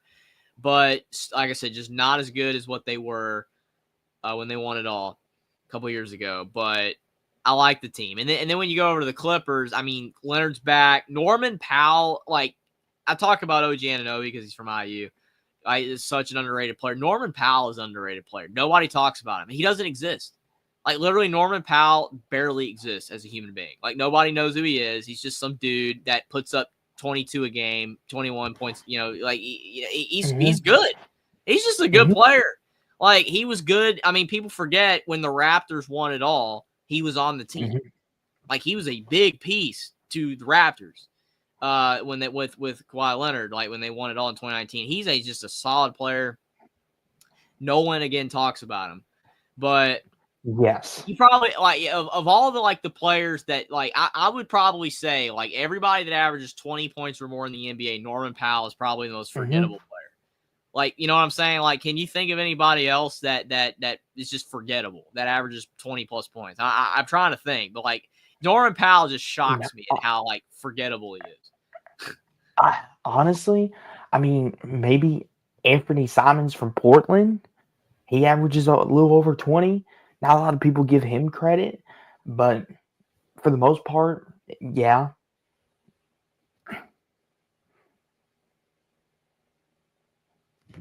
I mean, I think you're pretty much right on track. I mean, I don't disagree with you. I lost the volume for a minute. Sorry, but yeah, I absolutely. You're right. Like, you know, he just. I don't know. I just think it's a phenomenon because typically when guys score a lot, like people know who they are. But I mean, people like NBA fans know who he is. But I'm just saying, like, you ask some random, like, just person like watches maybe a little bit of basketball, and you say, you know who Norman Powell is? I bet you they don't know. They'll be like, huh? Who's that? It just cracks me up. So you got Harden off on the Norman Powell tangent.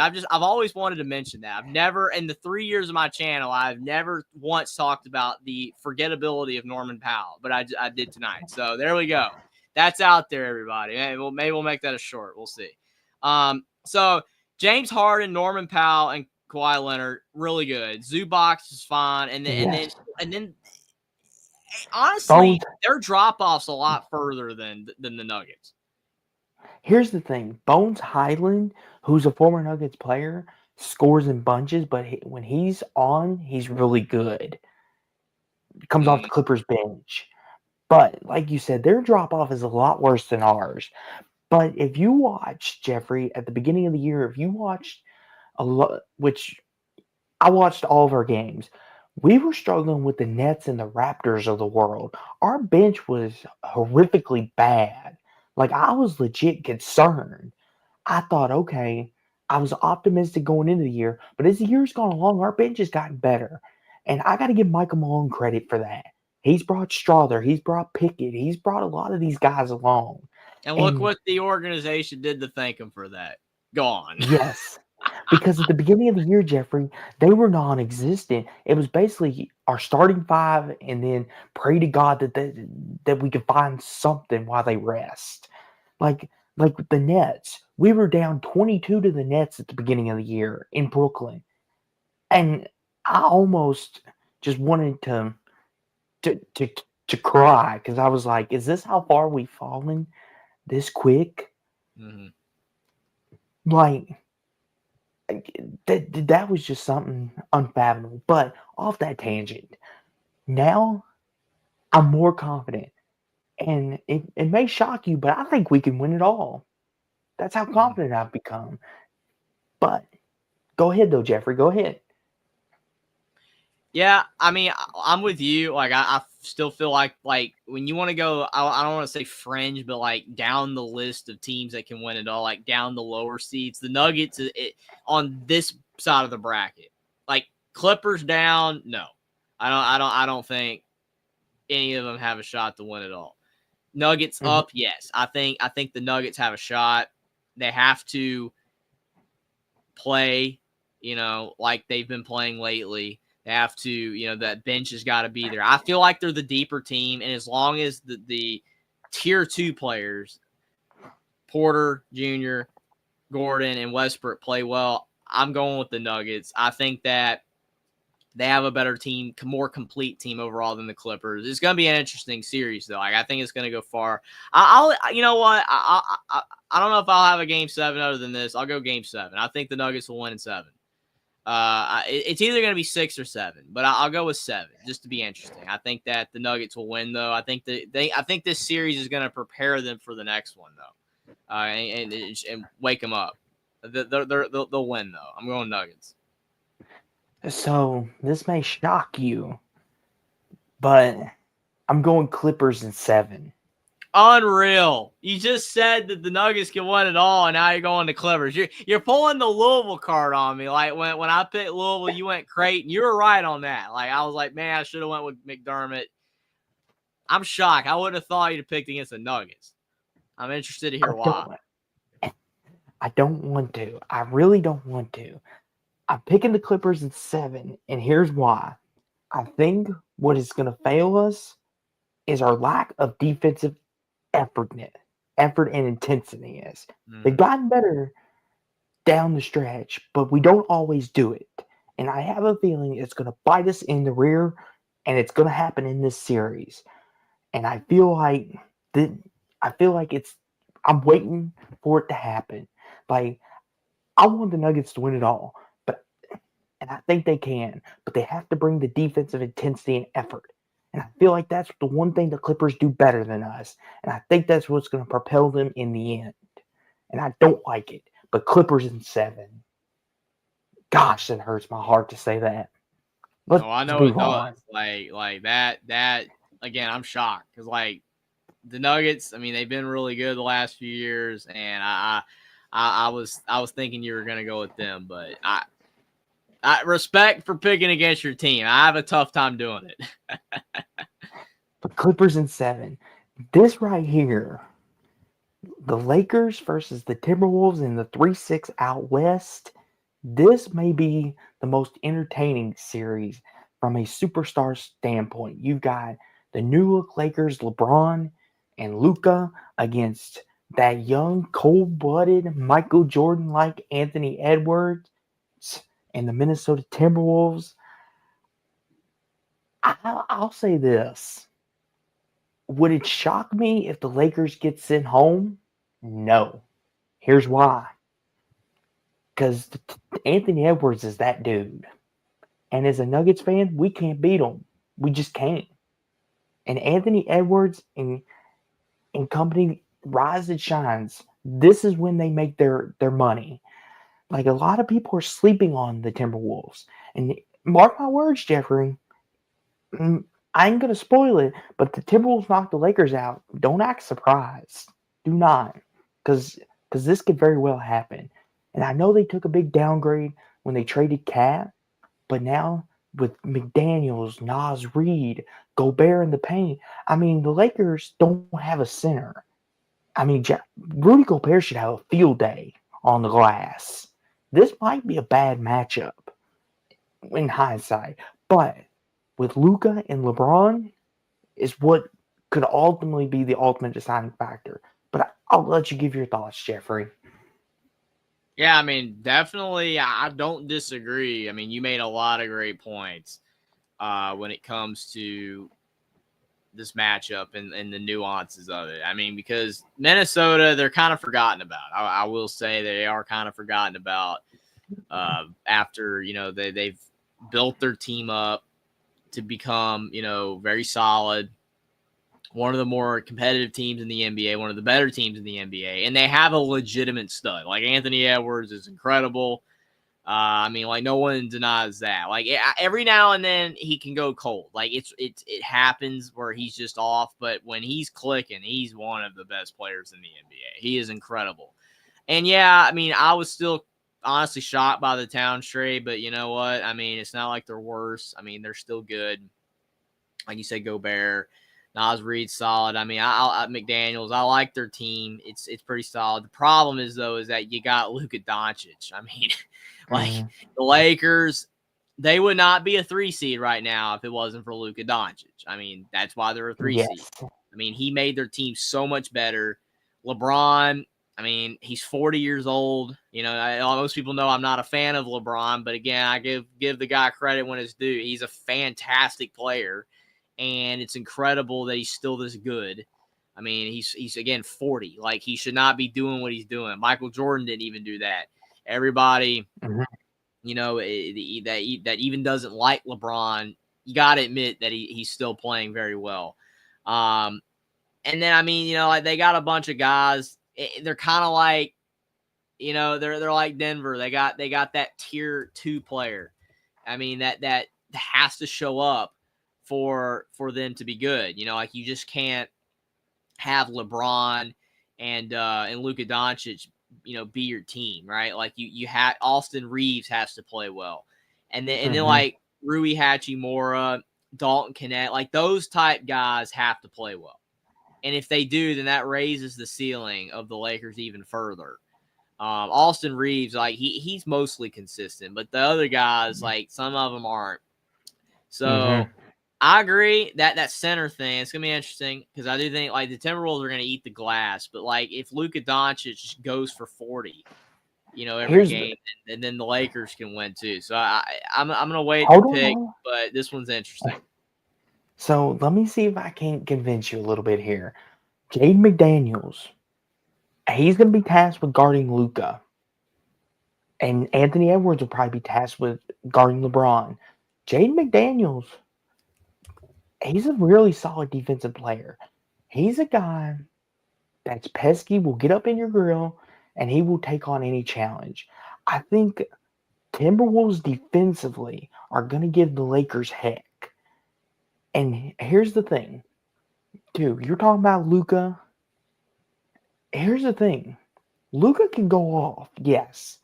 But we've also seen Luka go cold in the playoffs, too, against certain teams.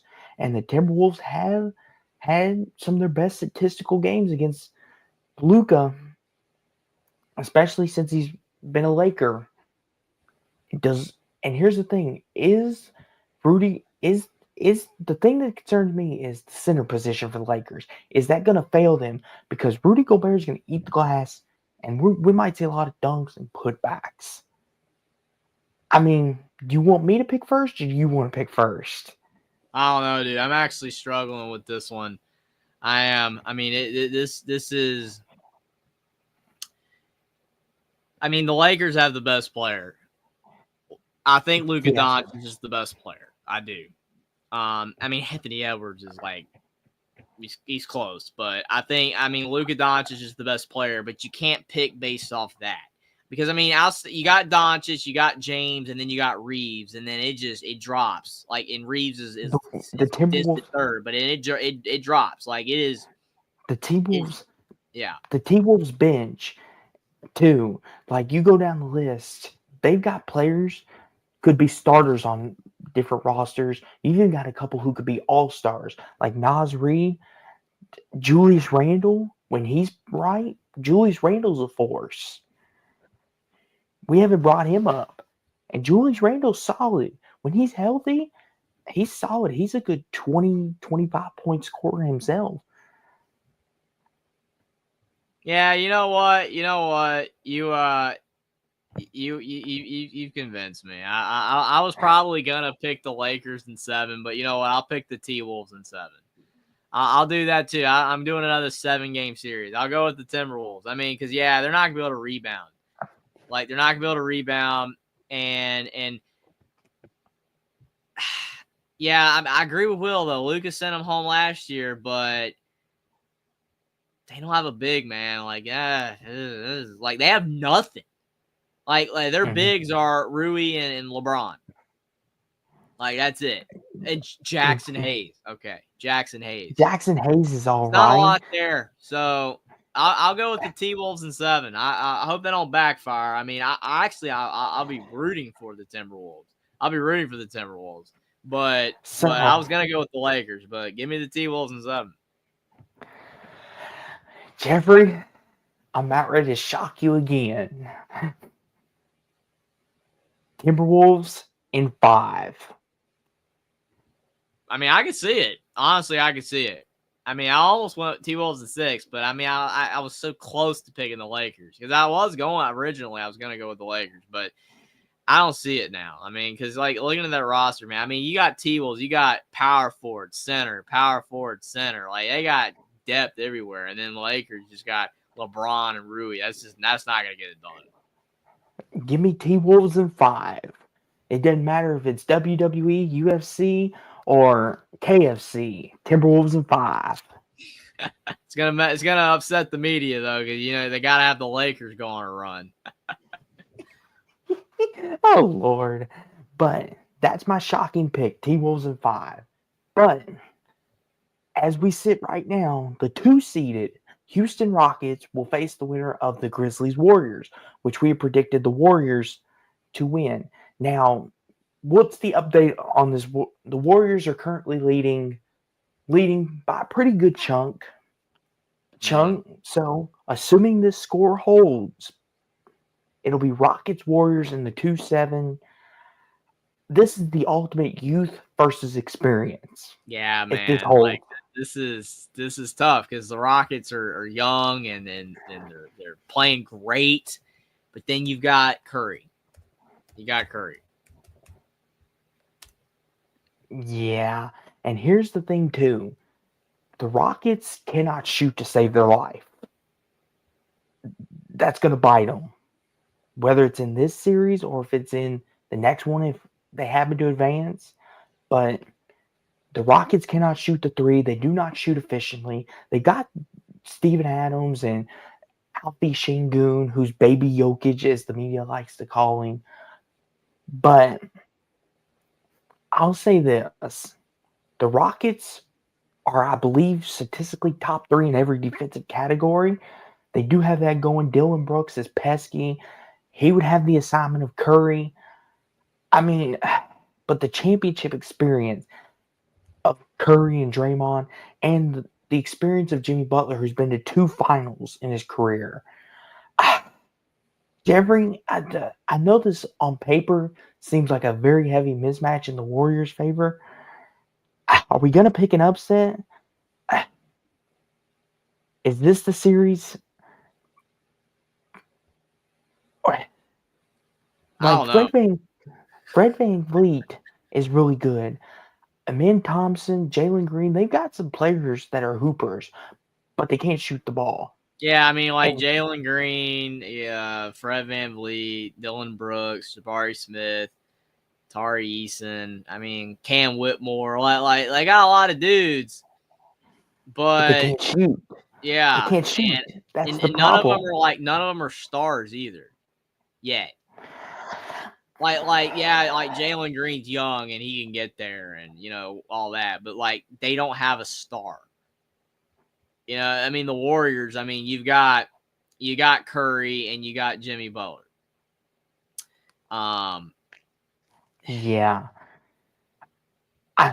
Here's the thing. I feel like they're gonna give Steph Curry heck. I really do, but I still don't think it's enough. I think this is going to be a learning year for the Rockets. Yeah, I mean, I feel like it's that year with the Thunder, right? Like you had highs for the Thunder, and they fell short early because again that youth got to them. I mean, I know the Rockets have some experience, some. VanVleet, has experience. Like they got Jeff Green, if that matters. I mean, like okay, Dylan Brooks he's been in the league a little bit, but I think I gotta go with the Warriors in 6. I think I'm gonna do it. I gotta go with the Warriors. I think you stole my pick. See, Jeffrey's cheating. See, he's copying. He's looking at my notes over here that I don't have. Give me Warriors in 6. I think Houston will win 2 games. Give me Warriors in 6. But now that we've predicted the first round, now we're going to predict who we think will go to the conference finals, and then we'll pick our champions and then skedaddle. So, since we started with the East, let's start with the West on this, since the West is the hardest.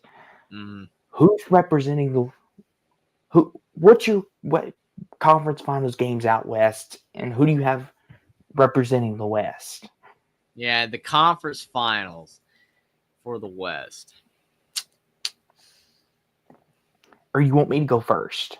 Well, I mean, that's tough because, I mean, like, you picked against the Nuggets. It's like the Thunder Nuggets, that game, the winner of that game, obviously, they're going to be in the Western Conference Finals. Mm-hmm. I have a tough time with this, man, because I think the Thunder are fantastic, but the Nuggets are still really good. Still really good. And I picked against the Lakers. Does Curry make it? Does he make it? I've got mine already. Does Curry make it? Because, I mean, if you beat the Rockets, you got the T-Wolves. I mean, you got Quentin Post. You got Trace Jackson Davis. Is that enough with the T-Wolves' depth at big? I've got my conference finals out west. If you want me to start. I want to hear yours first. I got Clippers Timberwolves for the West. You picked against both your teams. Clippers, T-Wolves, and I've got Wolves in 6. You still here, Will? I want to hear your pick for the Western Conference Final. I want to hear your pick if you're still here. I got the Timberwolves making a run to the NBA Finals.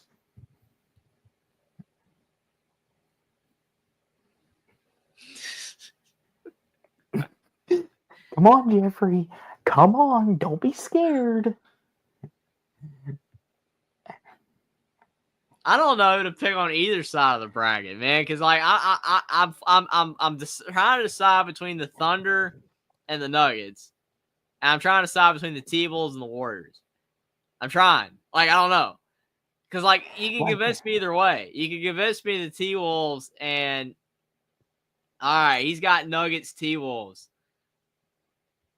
Thanks, Will. Appreciate your opinion on that. Hey, I picked Clippers T-Wolves.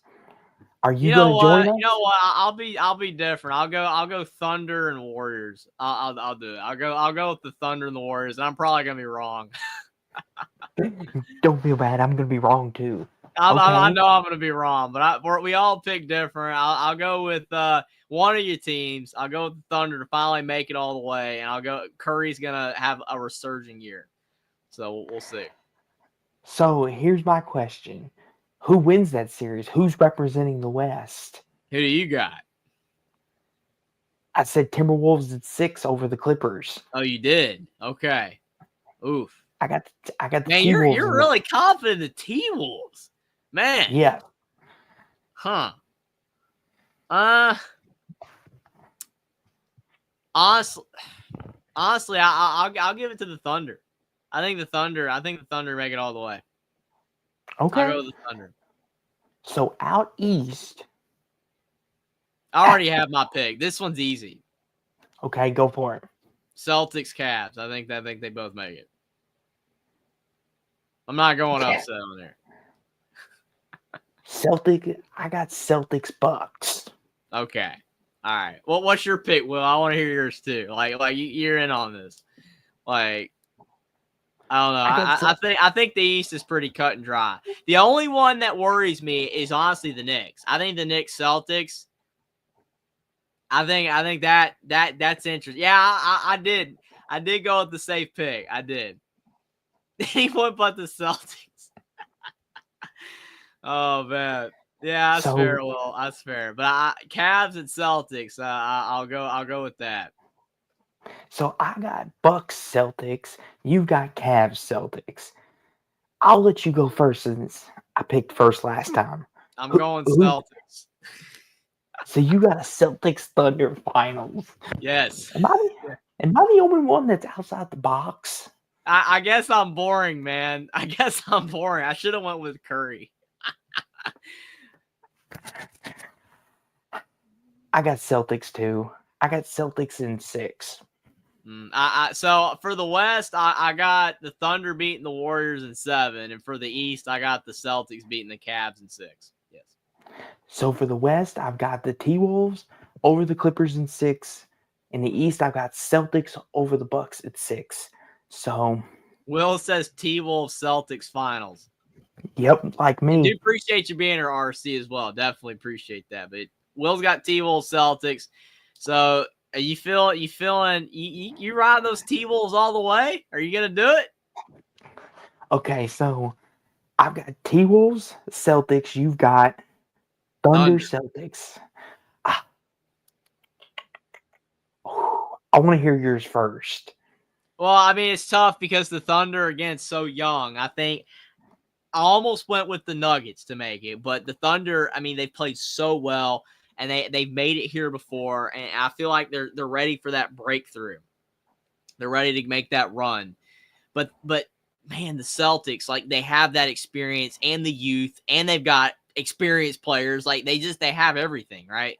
If the Mm-hmm. Celtics stay healthy, if Kristaps stays healthy, if Jaylen Brown stays healthy, I mean, I still think the Celtics they are the best team. I think they're the most complete team all across the board. They got all the positions filled. They got all the bases covered.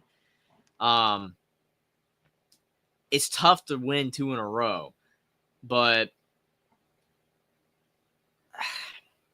I just feel like the Thunder, I think it's their year to go far, but I don't know if it's their year to win it yet. Again, it took the Celtics a bit, right, to go far, and they did it a few years, and then finally they broke through and won the whole thing. I think the Thunder, I think this might be their year to go really far and fall short, and then maybe next year or the year after that they'll win it all. Give me the Celtics, and I'll go in 6. I know it's dumb, and I know everybody's probably mad, but I'm going the Celtics 6. Plus, I do like the Celtics. I mean, I do. I mean, I'm not like a massive Celtics fan here. Like, I don't have no connection to Boston. They're like I've liked them since Ray Allen and all those guys. So, I mean, So, that's not influencing my pick though. I think the Celtics will win. unfortunately, I don't like saying this. Give me Boston in 5 over the Man, T-Wolves. you picking Boston too. I'm sure Will's Yeah. probably going Celtics as well, even though he hopes not. And RC's not even confident T-Wolves get past the Lakers because of the Zebras. So, to recap, we both have the Celtics repeating, thus the Celtics dynasty is back on again. I didn't want to do it. Honestly, I wanted to pick someone else to be cool, but it just ended up being the Celtics. It's gonna be this. Everybody, see, now I'm worried. We're all picking the Celtics. So, like, are we setting ourselves up? Like game day when they have all the ones picking the same. Like, are we setting ourselves up for failure? But sometimes it's just you gotta pick it, right? Like sometimes you have to pick it. So, yeah, I agree. Like RC said, that's why I'm saying if Jaylen Brown is health, but they're claiming he's fine. I mean, he's had small injuries before and he's played through it. So I'm not super concerned. And they have so many other, pieces that, like, if he's maybe not feeling it one night, they can maybe sit him or manage his minutes and they can play, their other guys. So let me ask you this. Since we both have the Celtics, who wins finals MVP? Does Tatum get the nod, or does Jaylen Brown win it again, or does someone else get it? I would say probably Tatum. I would too. I'd give it to Tatum. I mean, could Jaylen win it again? Maybe. Possible. Just for his defense, but I don't think they do that 2 years in a row. No. Tatum's been playing very well too. Like, he has been playing very, very well. Like, I remember when Kristaps gets that would be crazy. That would be crazy. I mean, like, there was a couple year stretch where people were kind of like saying, "Hey, Tatum, like, you're not bringing your A game. Like, you can be so much better." He's improved in so many areas of the game. He is playing so well. Yeah, I think if they win it, he'll get it. Again, it's such a safe pick, but like it makes sense. Like sometimes you have to do it. Like I had so many people clowning my March Madness picks, man, because of the fact I kept picking the favorites. And guess what? When I picked an upset, the upset lost every time. So it's like I should have just picked the favorites every time, and I would have had a pretty close to perfect bracket. But before we end this, time for some superlatives. I've got three of them, and you all can get in on this too. But what do we think is going to be the best series?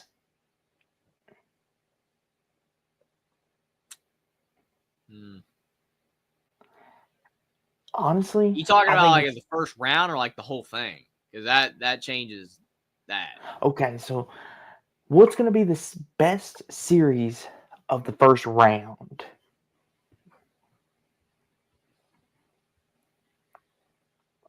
I mean, I'll say like probably for the whole thing. I think the Celtics Knicks could legitimately like be just an elite series. I think it could be.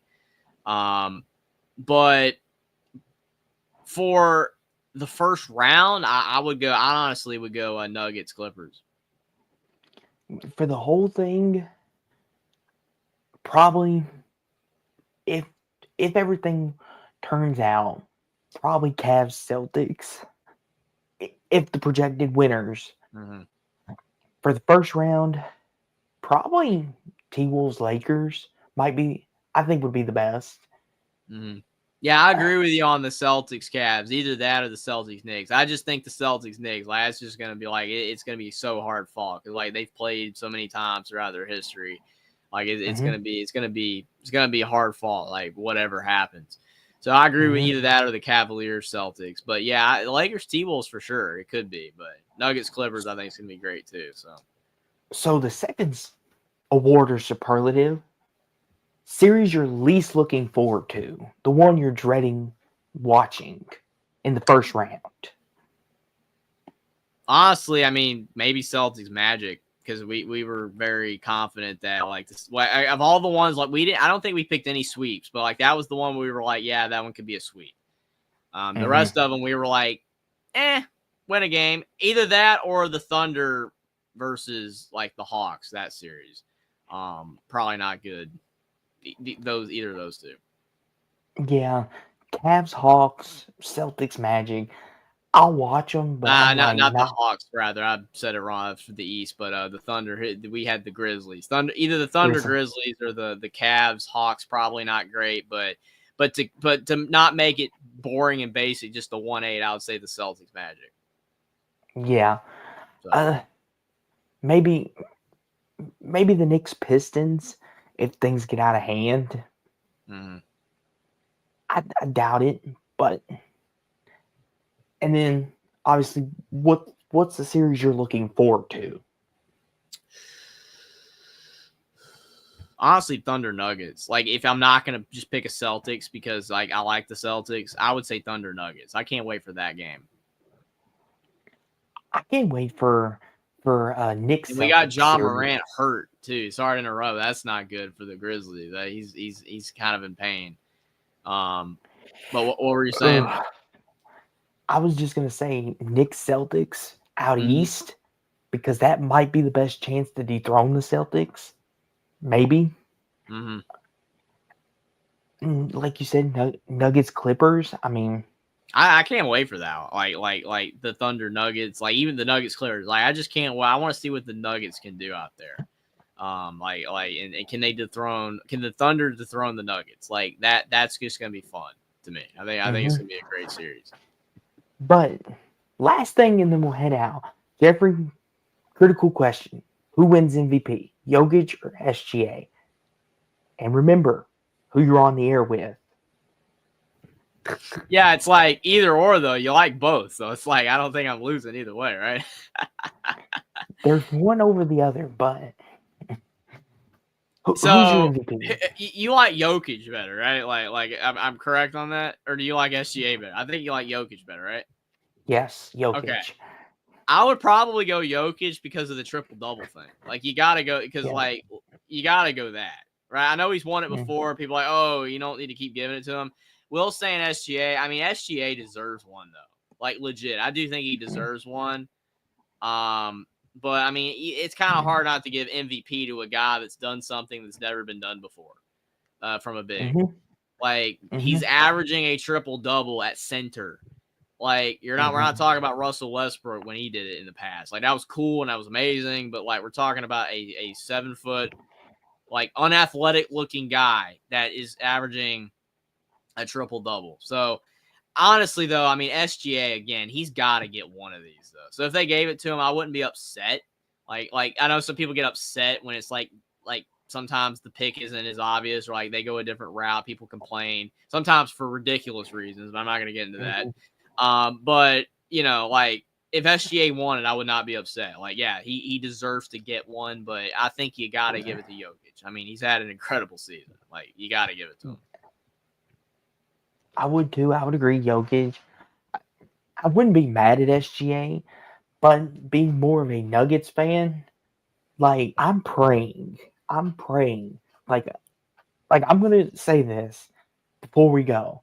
Please let it happen. A Nuggets Thunder series, because if SGA wins MVP and Jokic sends him packing, sweet Christmas, that would be great. That would be like euphoria for you, man. That would be like the greatest.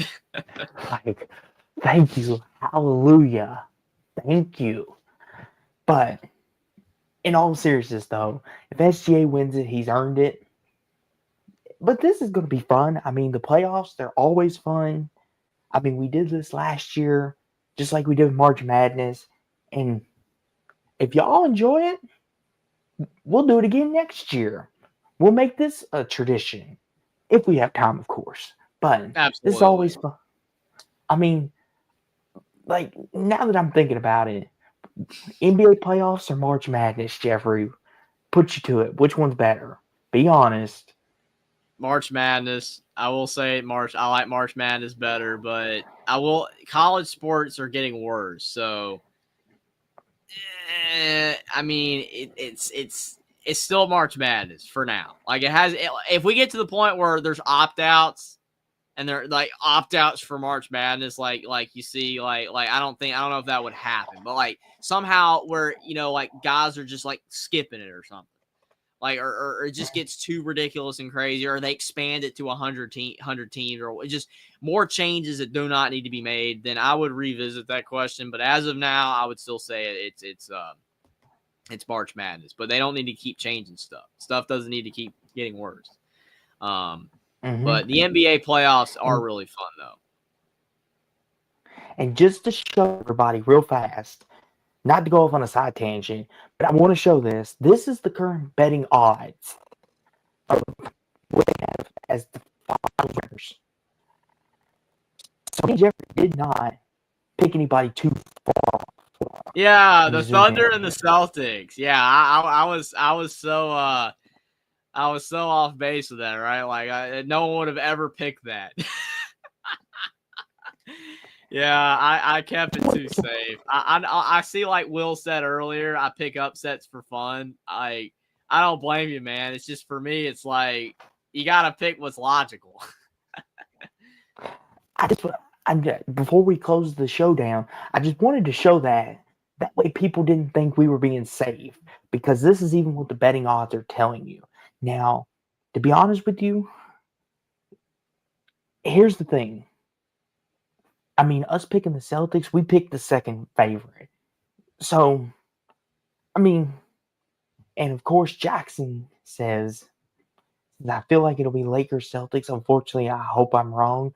Jackson, how many times I got to tell you, stop saying that? You're not going to be the Lakers, man. It is not going to be the Lakers. They should not even be fourth in the odds, by the way. Why are they fourth in the odds? The fact that the Lakers and the Warriors both have better odds than the Knicks is sad. And the Nuggets. That is sad. Like, I'm sorry, but that's sad. Like, come on. Really? And here's the thing, Jeffrey. Out of the two of us, I picked the T-Wolves to go to the finals, and they have, hold on, 1, 2, 3, 4, 5, 6, 7, 8, 9. They have the 10th best odds.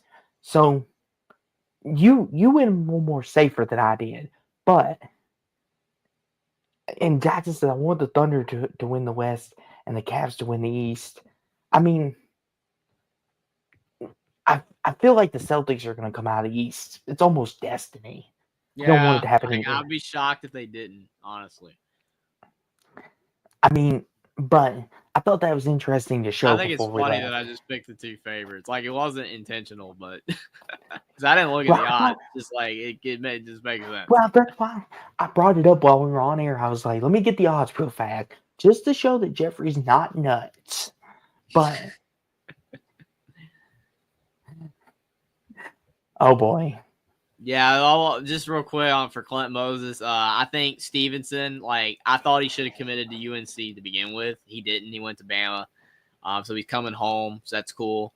I think Vasir's a good pickup, or Vasar. He was at Arizona. I like his game. I think overall, I think Carolina's done well with the additions, but they're still not anywhere close to where they need to be.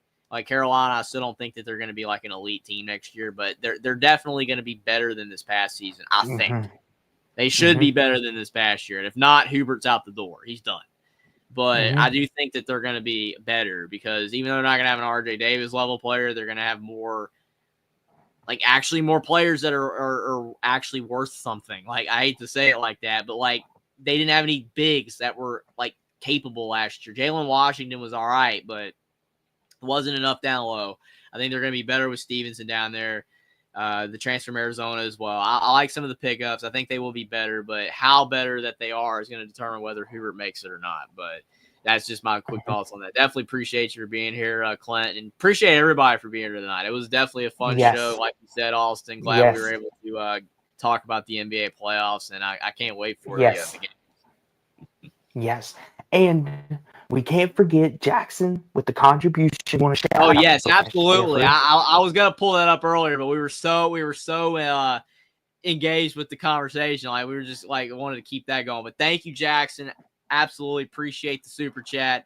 Here's to getting Only Talk Sports to 3,000 subs, getting Sports Talk with Austin 1,000 subs. We're getting there. Slowly but surely, patience, hard work, effort, and most importantly, you guys. You guys. We can do all the work here. But if without you guys, it doesn't mean anything at all whatsoever. Definitely appreciate all you guys in the chat. You guys make the shows fantastic, whether, you know, if it's me and Austin, me by myself, Austin doing shows by himself, with Jackson. Like, you guys make this community what it is. All of us enjoy talking sports so much. And definitely appreciate all you guys. And definitely Jackson, thanks again for the super chat. And appreciate you for being here tonight, as always. Yes, we appreciate it always. We have fun.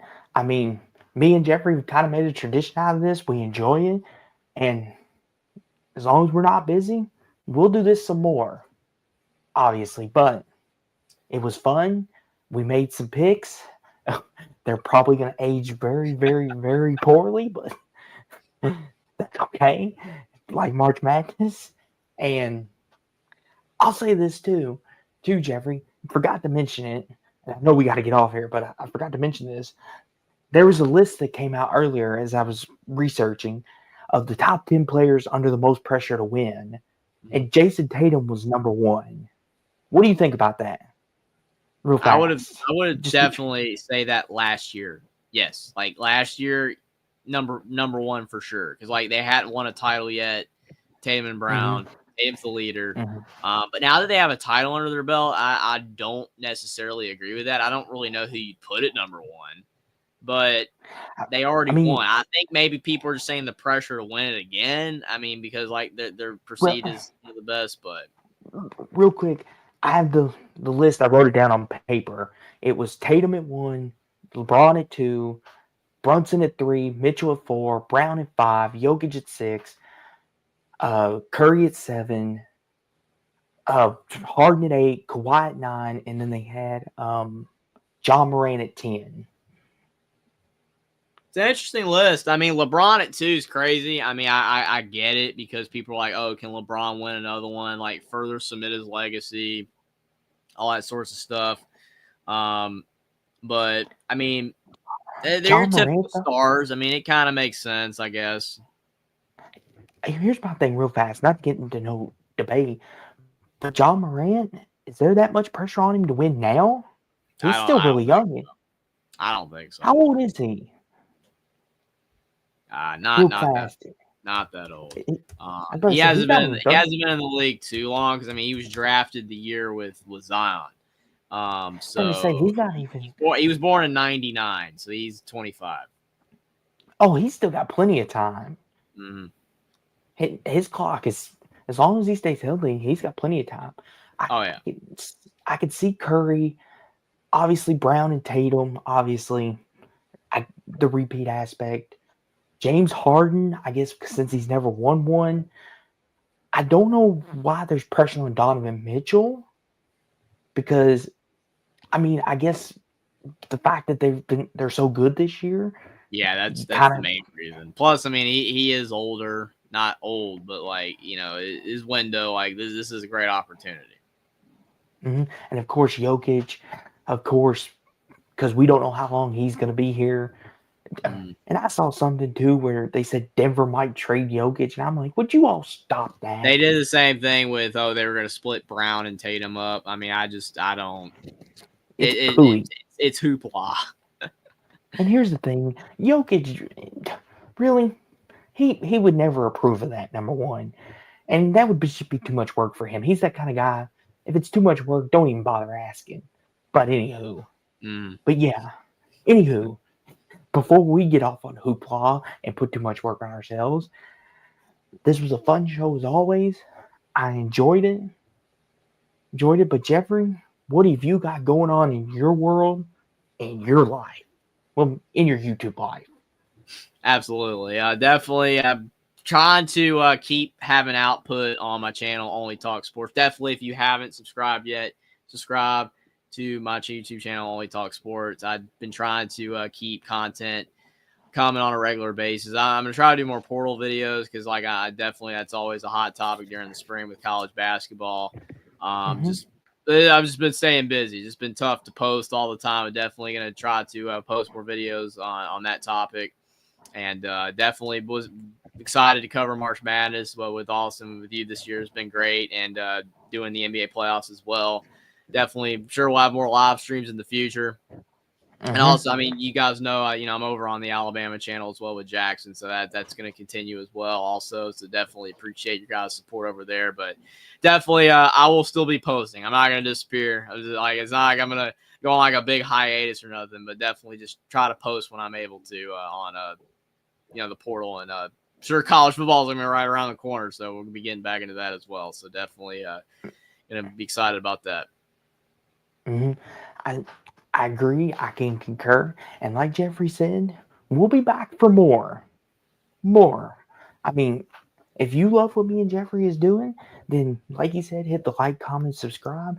Make sure you click on the notification bells and you never miss another great video from us.